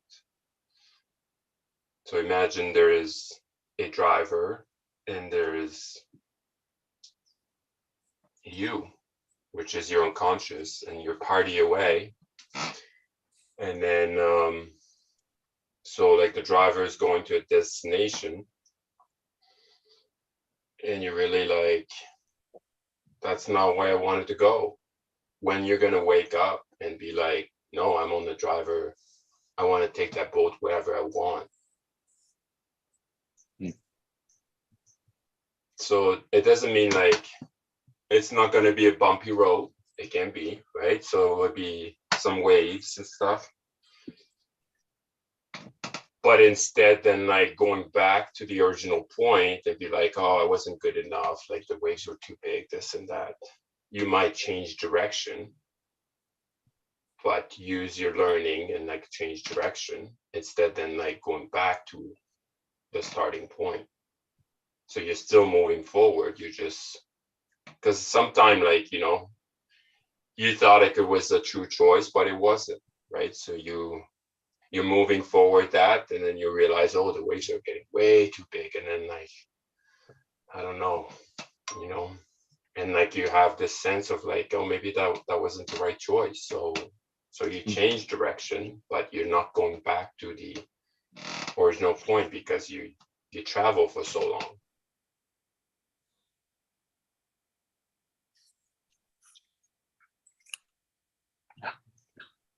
Mm. Yes, Oh. and our expectation that it should be there, we should know. And oh, I mean, I think back celebrating. You know, it didn't become clear to me until 60 days ago. And it's still getting clearer, but the direction, the purpose, the reasons, it's like when it clicked in, it was like clicked in, and it was like, ooh, wow. I can't explain it.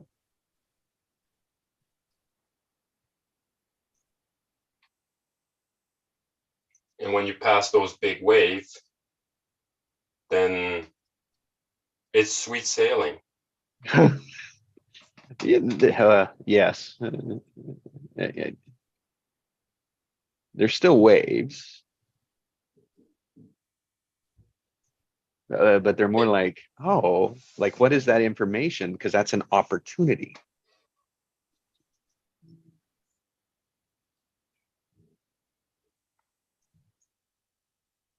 And look, like what was it? That would have been 3.5 years. Yeah. 3.5 years of the core 4 choices, right? Before they really kind of came clear.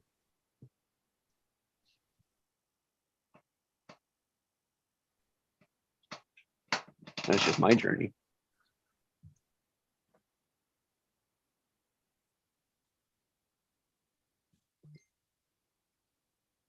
And the acceleration was including each of you, including others. It's not doing it alone. Yeah, me too, big time. You know, having this experience in group has been a huge difference for me. You know, up until I met you guys, it was a very lonely road. Oh God. Like deathly lonely.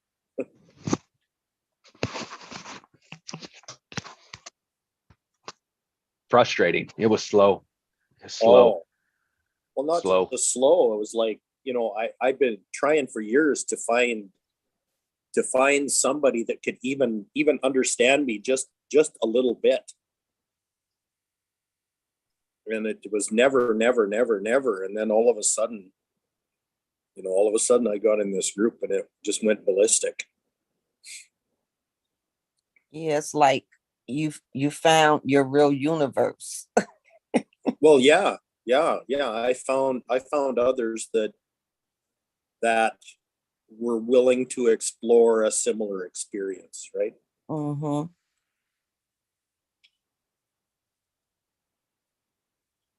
I mean, I knew all along that I wasn't the only one that was going through this kind of stuff. It was just that the people that were in my environment, like in my view, nobody was there, and nobody cared to even go there, even look at it. And it's not to say that they don't have their own depths of dimensions of being, but No, no, it just wasn't, you know, the conduit between just wasn't connecting. It wasn't firing. right. Yeah, for some reason, I wasn't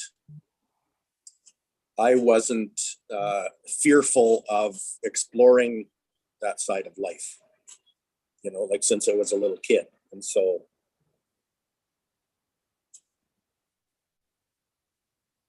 yeah, most other people I knew were really fearful as far as exploring life.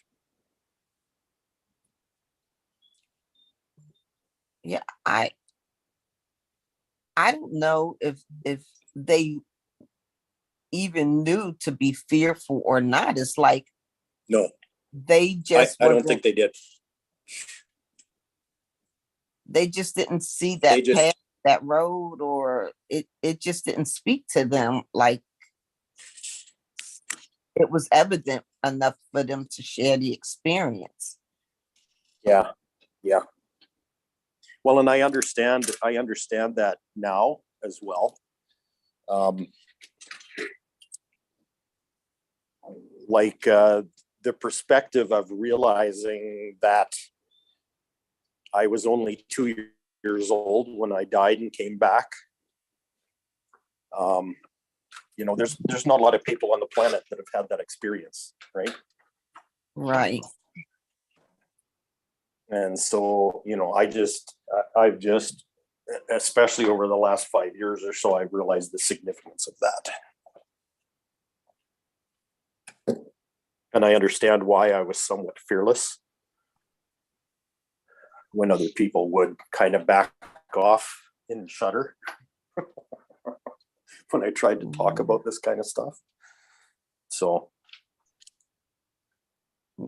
Yes. So I had an experience yesterday. I called myself turning everything off to go to bed. But before I did, I was finishing up a class and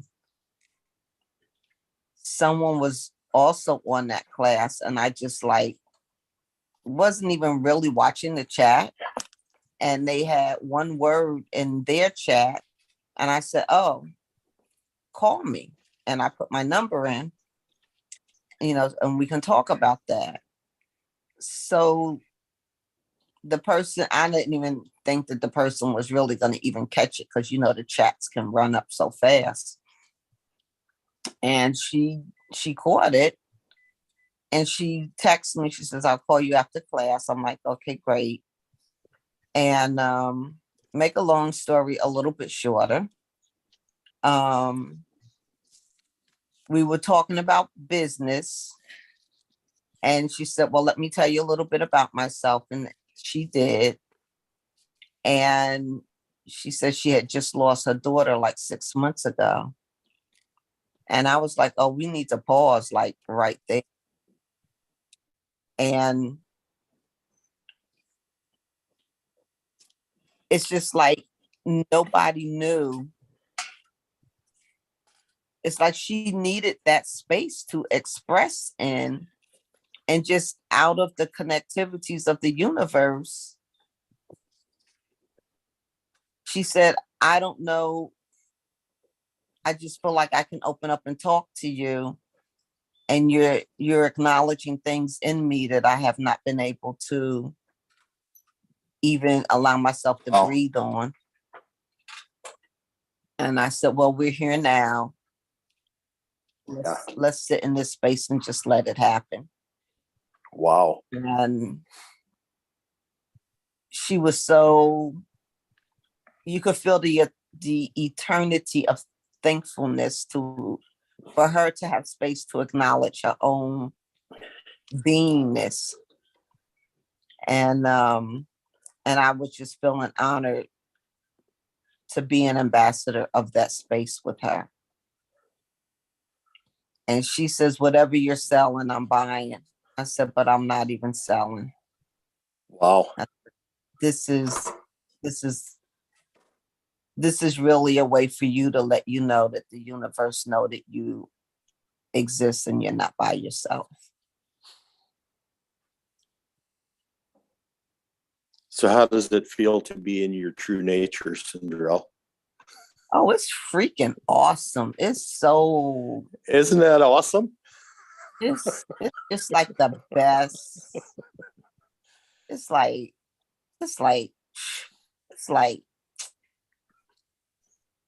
it's undescribably delicious.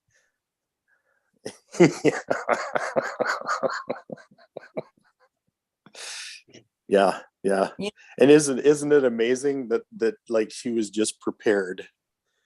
She was just prepared and ready to be with you.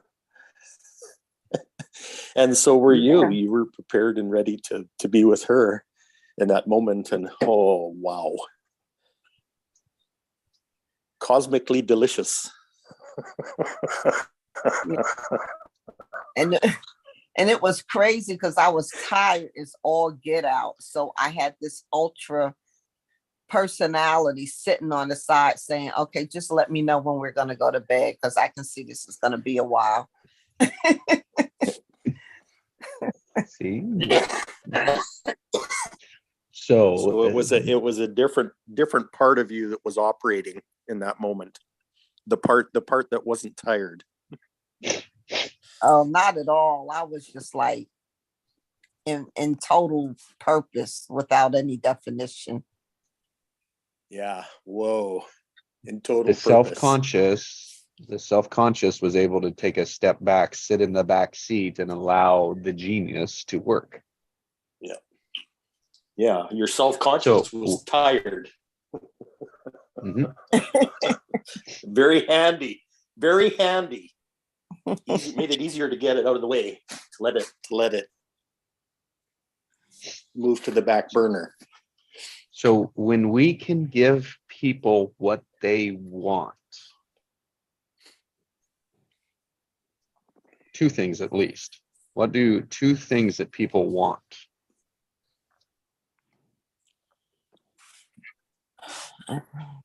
I think to be heard. Definitely. Oh, that is number Yeah. one home run. Home run number one. Yeah. Out of the park. And to be felt.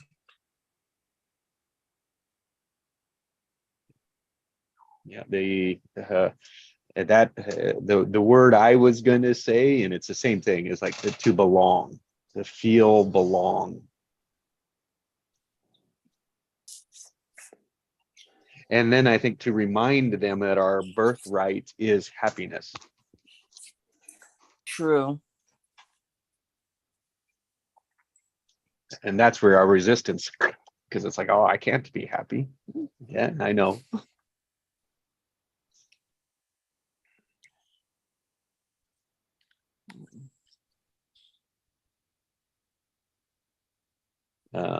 The importance of that is to recognize the already existing structures that are charged and use them.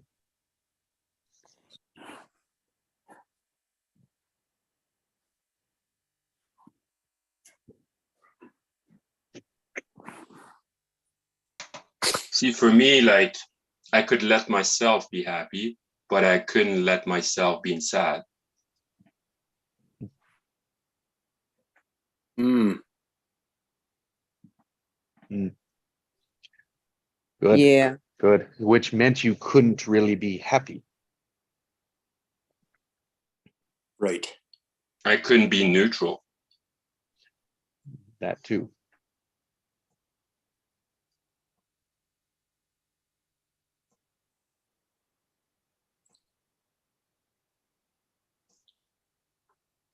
And when you let your emotion, if you're the boat and you're just riding the wave, you're just following the wave, but really riding the wave, know that your emotion don't last. It's just like a cloud in the sky. It just passed by.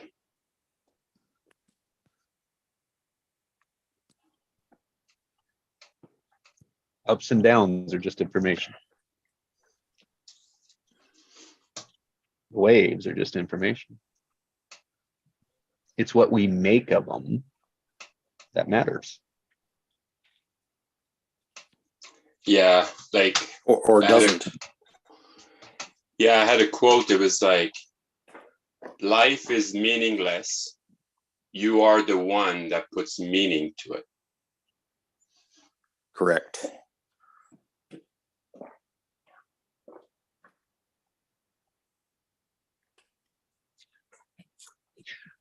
So it's good. That's a great analogy. Do you see how hot and cold are on the same plane?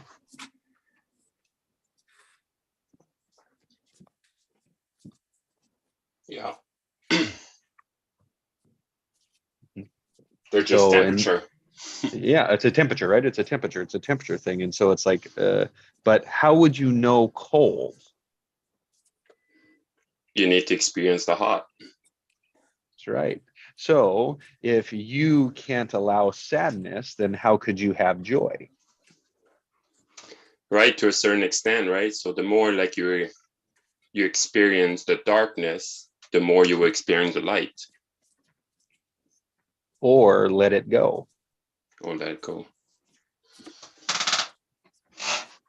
Like through it, right? To step through it. So if you step through the hot and the cold, you rise above it so that there's temperature. Hot and cold is just a reference. An experience, a flavor, a result of your focus.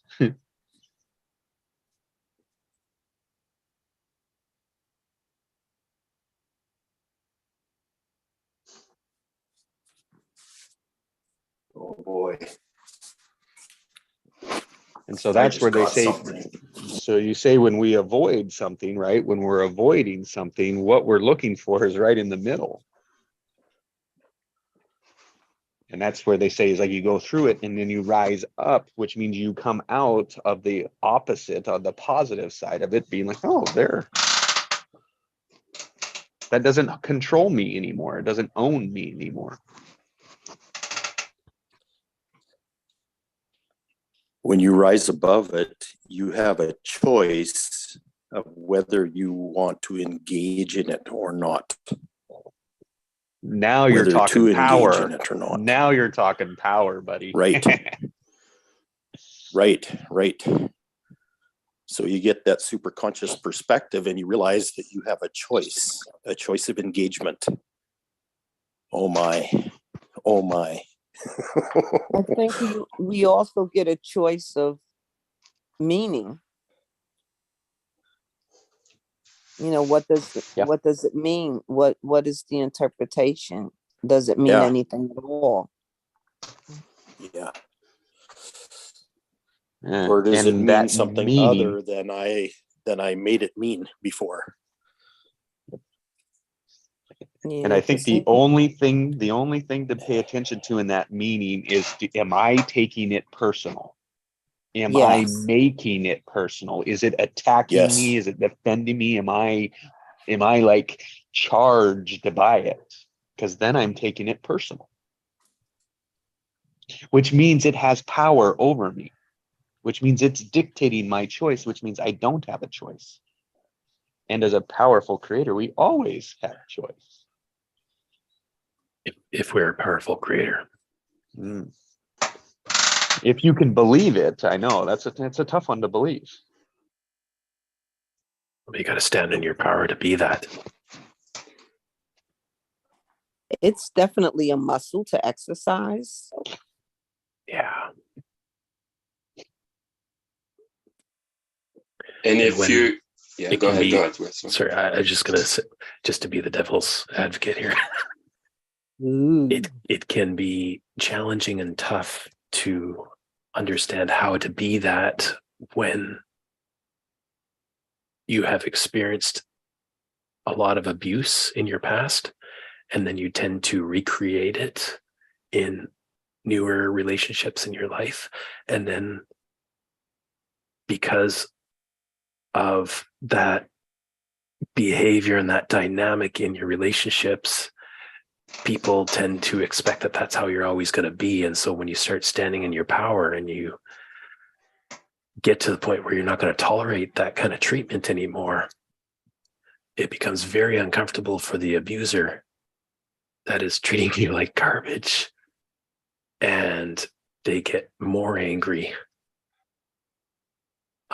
And so I'm learning now, okay, to stand in my power is not to tolerate that kind of treatment. And I always have the power to leave a situation if it's not kind. I have that option now. And I only realized that this morning. I always thought, oh, I got to stick around and put up with this and be a doormat and take it. Like my whole life. I'm 47 years of age, and it's like, no. Like, so that's a pretty powerful realization this morning. Wow. So I'm walking in that talk that you're talking. And Mhm, so it's like being a victim, mhm, and the victimizer exercises this behavior, and mhm, it intimidates the victim. And then when the victim realizes this choice, that's a new behavior. And the victimizer is like, oh, what is this? You're disturbing my whole power zone here. mhm. And it gets erratic in its pattern of being a victimizer. And then the victim is like, oh, it's even more erratic behavior. But to continue as the victim and finding that you have power, it Mhm. upsets the victimizer more, and it's really shattering their whole persona. It's like the Wizard of Oz, like you're really just a little person behind a curtain making a bunch of noise. Well, because it's that wounded aspect of the other person really that is acting out. And Right. so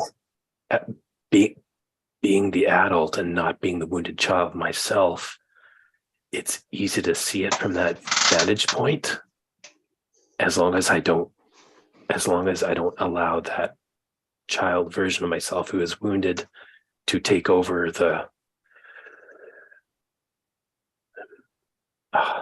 what's And be the the current victim. experience. Yeah, as long as that aspect of me doesn't get triggered into the active experience. That's what I'm trying to say.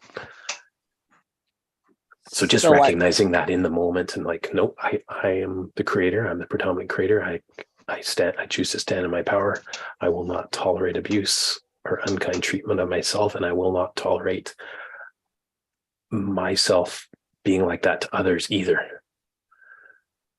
but I hear such a resistance in saying I will not tolerate, and my heart goes to like, don't, it's like, just don't participate in putting any wood in an Mhm, already burning fire, and just stand in love. It's like we mhm, don't have mhm. to affirm or disaffirm or engage or anything else. Just be, and let that fire extinguish itself, or find some other fuel. It's just like, I'm love. I don't. So let me put it this way, Cinderella. If someone is in your face accusing you, like is basically being verbally abusive, let's just say that, Mm-hmm. sitting there and taking it and taking it and taking it. And I know it's like, obviously that's the ego sitting there taking it and taking it personally. So the challenge, I guess, is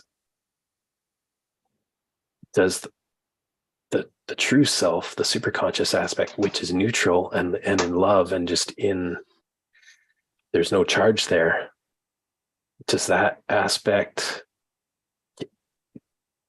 is it reasonable and kind and loving and neutral to say, I'm sorry, I'm not going to tolerate this kind of treatment. I have to leave. And when you're ready to be kind and speak respectfully and kind, I will come back and we can, or is that also like a controlling, manipulative behavior? It's you choosing to take the action to create the feeling that you continue to fuel. And I would, sometimes you don't even say that much. You just like smile with a warmthness of love and the presence that you are. And you can just say, I understand that you have that perspective. I don't participate in that. And I'm going to go out and pick some daisies in the backyard. You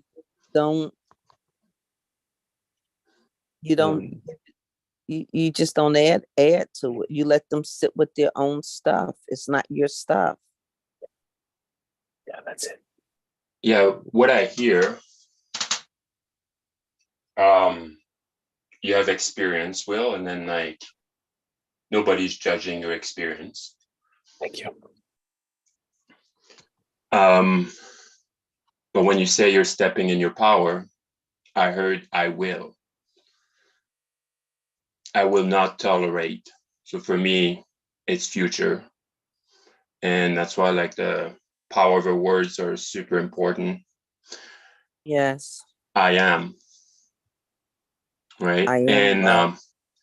And in the same time, like if I get triggered from your experience, instead then like, no, that's not how it works, so you'll be offended.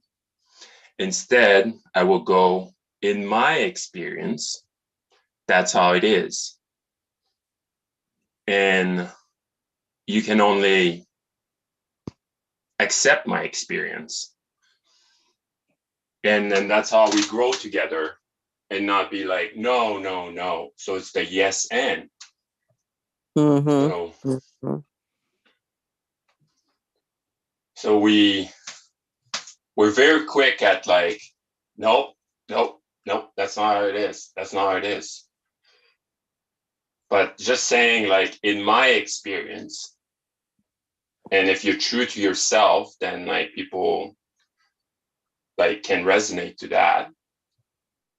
Then they'll be ready to listen to you, right? Because there's nothing wrong with your experience. But it seems like we're judging our experience. Yeah, but you don't know where I've been, and I'm not judging that at all, right? For me, what I want anybody here is to move forward from an experience. Because what's matter, it's your state of being, not the experience that's going to happen in the future, our state of being.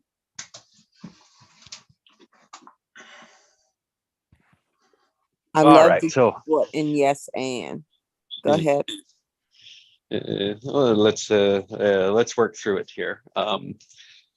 So one way that we can Will, what I put in the chat is like that it not tolerating is a blamer pattern, Yeah. and not tolerating is still avoiding, because it's not what you want. Not tolerating is not what you want, and so it's like to tolerate is what you're saying you want. Negative. You don't want to tolerate hear it. that. That's right. You don't want to tolerate it either. Yeah. So take yourself back into that position. Imagine yourself as in that situation again.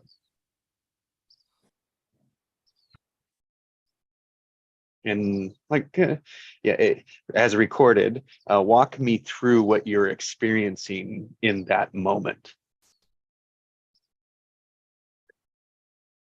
Can we stop the record? Yeah, I sure can. Or can you speak it in a way that doesn't get specific?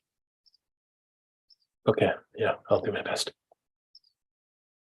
I just like I want you to get into as much of that experience for yourself, and everyone else can too. And then what I want to do is I want to show you what you can do about it. Okay. Thank you.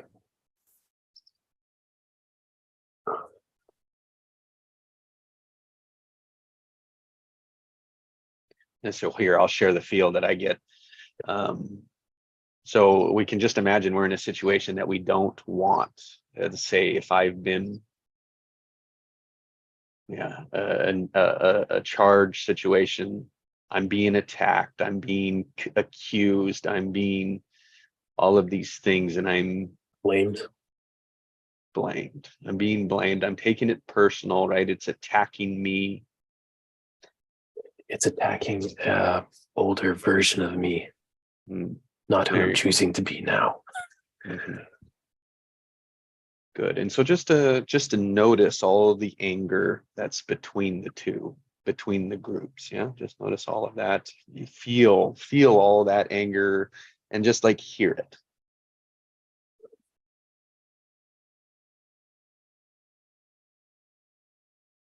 And just notice what drops on your charges, what starts to drop away.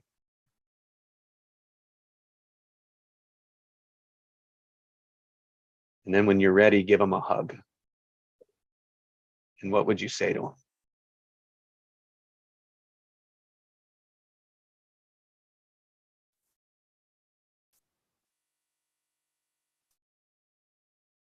Love you.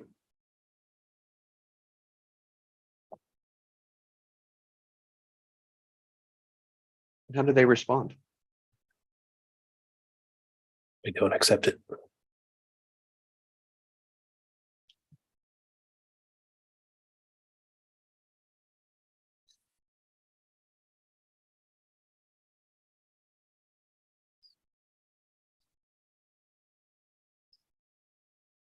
They And reject, so what? they reject it because they don't believe it's true. Good. They view it like it's gaslighting. What would they have to believe for that? And I'm a narcissist. It's hard not to be specific on this. So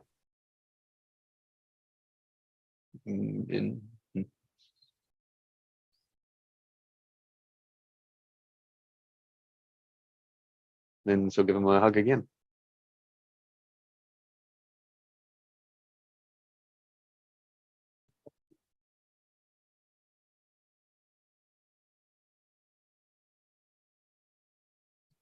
it's hard to give love when you're in that wounded place, when that's in the active experience. It's hard to, because it's not genuine, because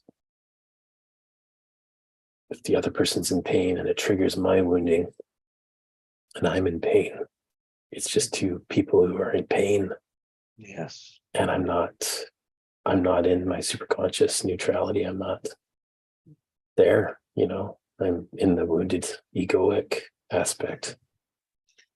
That 3-year-old version of me.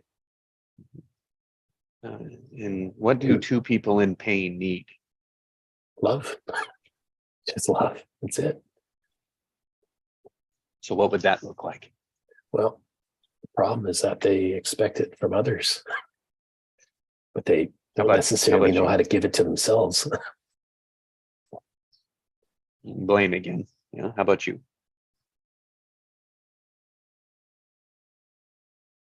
What's the question? How about you? How about me? What?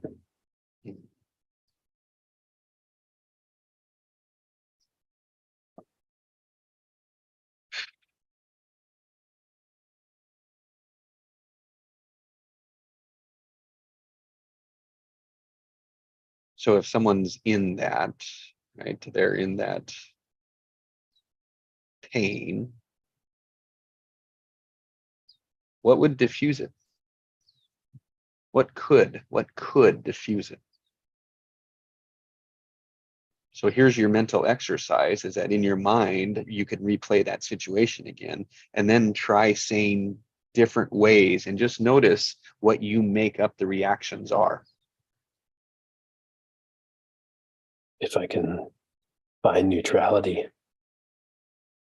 that's a far more powerful place to be than in anger or egoic wounding.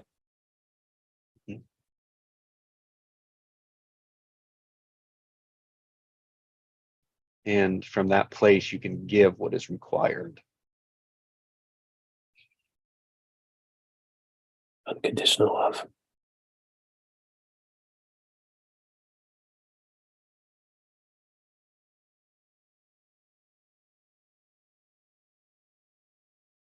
So unconditional love really is just acceptance, right?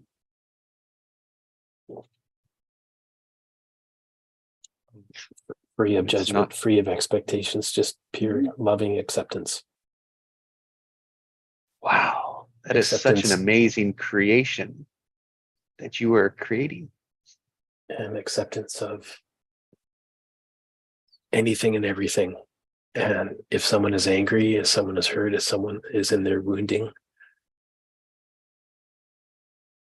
being in my power is to be loving and accepting of them and where they're at, not resisting it, not rejecting it, but loving them because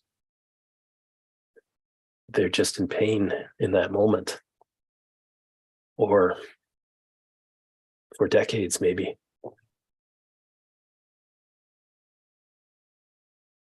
And even when they're blaming me for it, that's the challenge.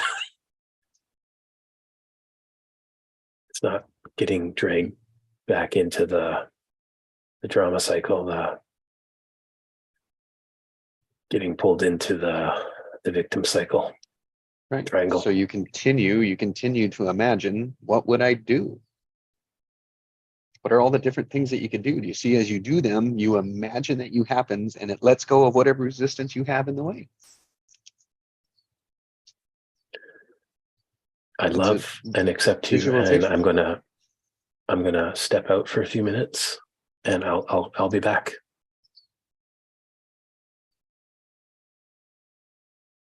Or I'm sorry you're in this pain right now.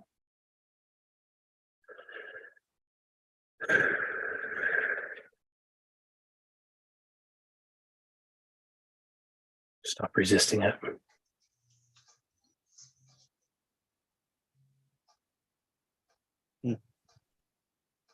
I hear you.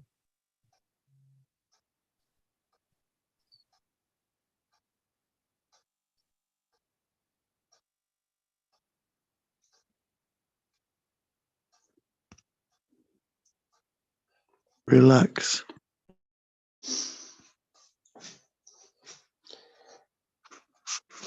Yeah, what I observe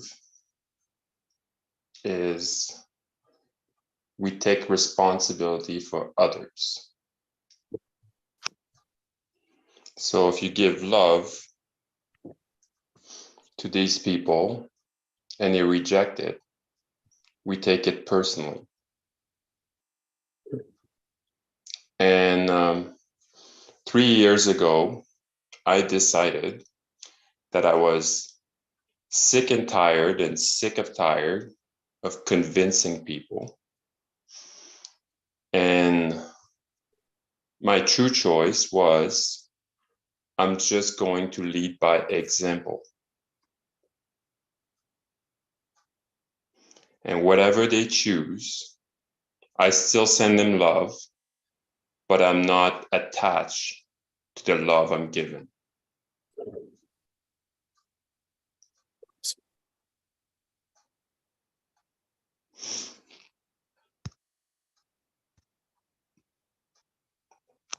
We feel like we need to save our family, but the only person we need to save is ourselves.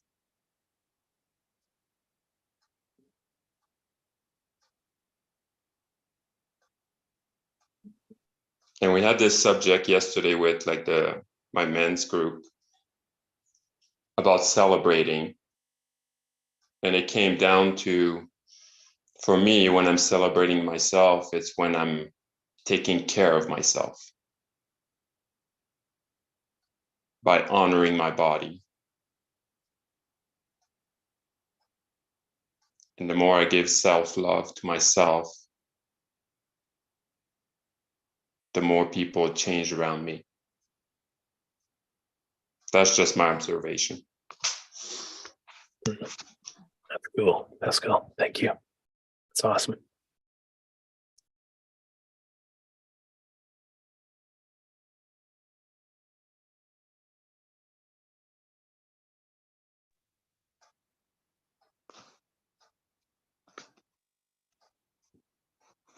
So I want to share from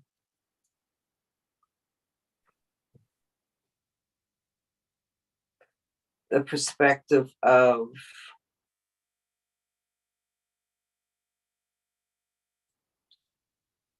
being that other person, the one that was not able to receive your hug. Never. It's never received.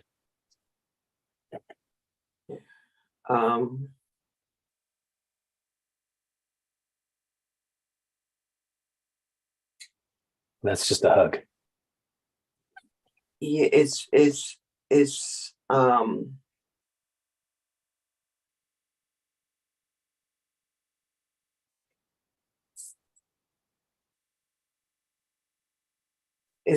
not, it's so many layers of never knowing how to receive or choosing. Really, it's choosing to receive. And no one can make that choice for me to receive but me. No one can force that on me. No one can make an inner heart choice for me. Yeah. You can give me conditions. You can give me sunshine. You can give me Valentine flowers. You can give all those things. But if I don't take the chance or opportunity to trust my own self, to open my heart, you and nobody else can do that for me. And sometimes the more I'm confronted with people trying to say they love me, it really reinforces me, reinforcing putting up another brick in the wall. When am I letting my wall down? When am I not mining my wall? When am I not creating more cement so that I can put that next brick in the wall?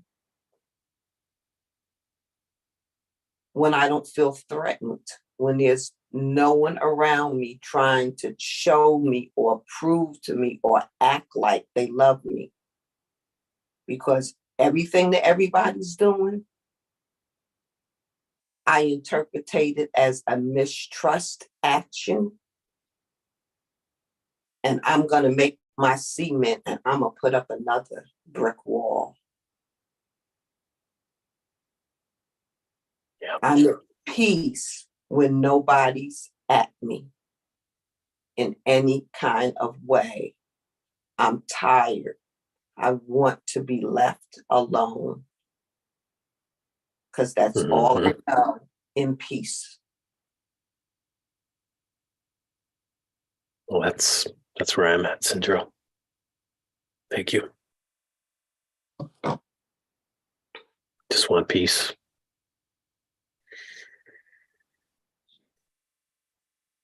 Love would just be a bonus, but peace is kind of more desirable than love even right now.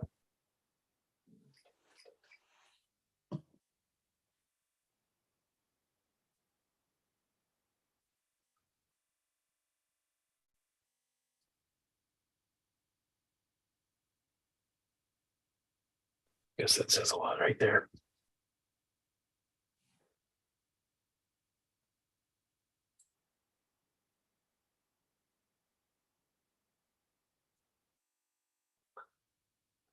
Sometimes we want more than what somebody can actually even have the capacity to know and give. Mhm. So, Some of us have never been taught what love is, or how to love the self, let alone love others. And that's does not make for a happy, peaceful marriage or relationship, let's say.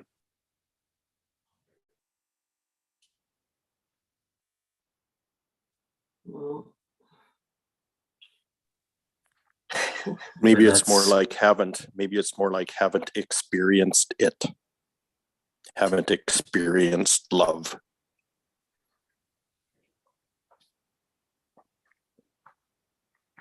In its truest sense. So I'm just gonna throw this bomb out there that sometimes the feeling that we're feeling and holding on to and putting in a box with a ribbon, calling it a relationship of love, is really a codependency for all of this negative Mhm, vomiting expression of feeling. It's not love. mhm. So it's like I already know that. you can't make it be something that it isn't. It is a Mm. charge. It's a charge. It's a feeling. It affirms that you're living, but is it that what you want to feel? And you don't know what it's like. A cocaine addict wants to feel something, wants that euphoria, not feeling it, taking a hit of coke or heroin to get that, but it's not helping them live their true nature and self and purity of love. It's killing them. It's I don't forget the word. It's an unhealthy, dysfunctional existence, Mhm. and you need. You're telling me. But as choice, as in choice, why do we just keep infuming a situation that is not? It's not life. It's not love. It's not healthy. Sometimes you can have, I can have water. I can have oil. I can have, but those two in my gas tank don't work together. Water's good, oil's good, but not in my gas tank. So you go be water. Let me be responsible for the predominant creator that I am and release the water and let water be water. Go be water. I love you enough to go be water. And I love myself enough to be oil.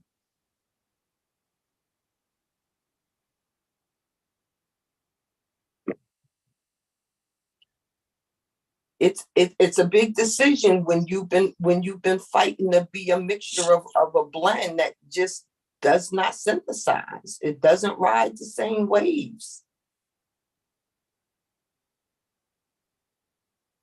So words are structures. Yeah. And if we think about the word married, Mhm. a male and a female dreamt about marriage completely different, Mhm. which means needed different things as a result of it. And in all reality, if you think of that, it's only an old pattern.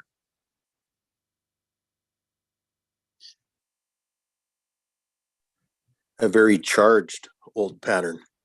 Very, very, and marriage, like married, to be married. Oh, that has a lot of baggage in it.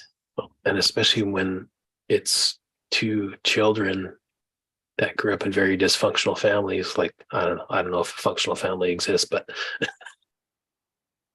they probably do. But Degrees, anyways, all degrees. yeah, exactly. Thank you.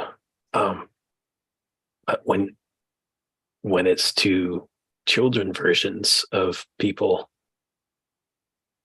looking at marriage through that lens, that's a recipe for failure. Well, yes, and I don't know, it's the going way to to create get- a whole lot of Now- problems. now yes, here's how to get out of it. Hmm.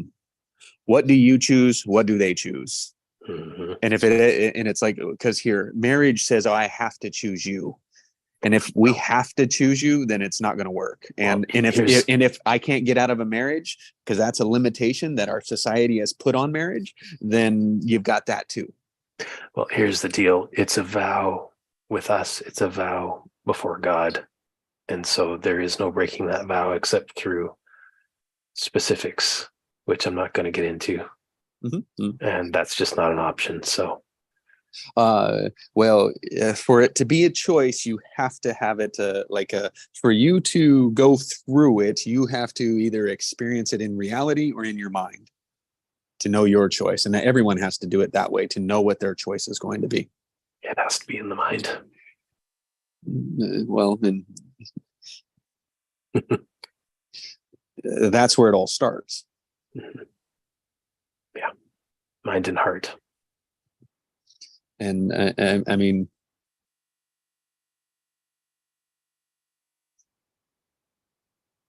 I mean, that's my choice, and that's the only one that I can make is my choice. And I am every day free that she can make her choice. Mhm. And I have to be all right with whatever choice she's going to make. Because you're still She's two a- individuals. She's a powerful creator. That's right. I'm a powerful creator. Mhm. And if it doesn't serve, it is serving. Mine is serving. Every day? No, last night got no pissing match last night.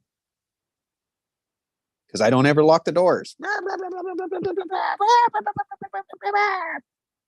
I got it. I'll lock the doors. Mhm. I'll forget. I'll do better. Well, that's all I want you to say. Well, I said it. But then you didn't believe it. Okay. I won't do that. Like, will I leave the door unlocked? Probably. As we make mistakes, we are human. Not that All it it is I'm justifies not living up to someone's bad standard. behavior. Yeah. You can make that standard of me if you'd like. That's fine.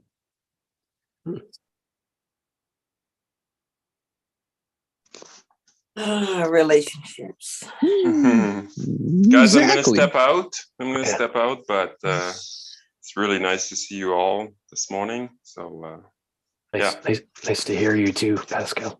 yeah, for sure, Yeah. man. Thanks, Pascal. Missed you Have a guys. great day, guys.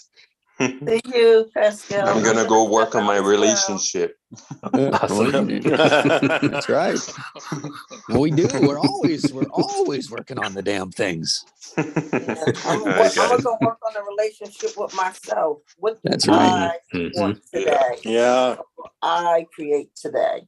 That's Boom. it, eh? In our power. me too, Yeah. Sindrell. I'm gonna go Bye, make Pascal. breakfast, but she'll be, how would I say that? I'll make breakfast, but she'll be part of it. You know what I mean? Like it's just, I'm gonna take care of myself first, but then, You're also going to serve. she'll get, I'll make the tree and then she'll have the fruit. I already kicked mine off to work, so it's all cool. Yeah. All right, guys, have a good one. Bye, Blessings. Pascal. I'm out. Peace. Okay. Mm. Bye, Sindrell. Bye, Sindrell. Thank you. Thank you, Sindrell. Thank you. All right, guys, I'm headed to do my time too. I'm gonna go make breakfast for my kiddos and get them off to school. Awesome. Have fun. Okay. Thanks for the feedback, guys. Appreciate it. Great to Big have you luck, all. guys. Have a good one. Speak All to you right, guys. soon. Yeah. Bye, all. Hey, bye.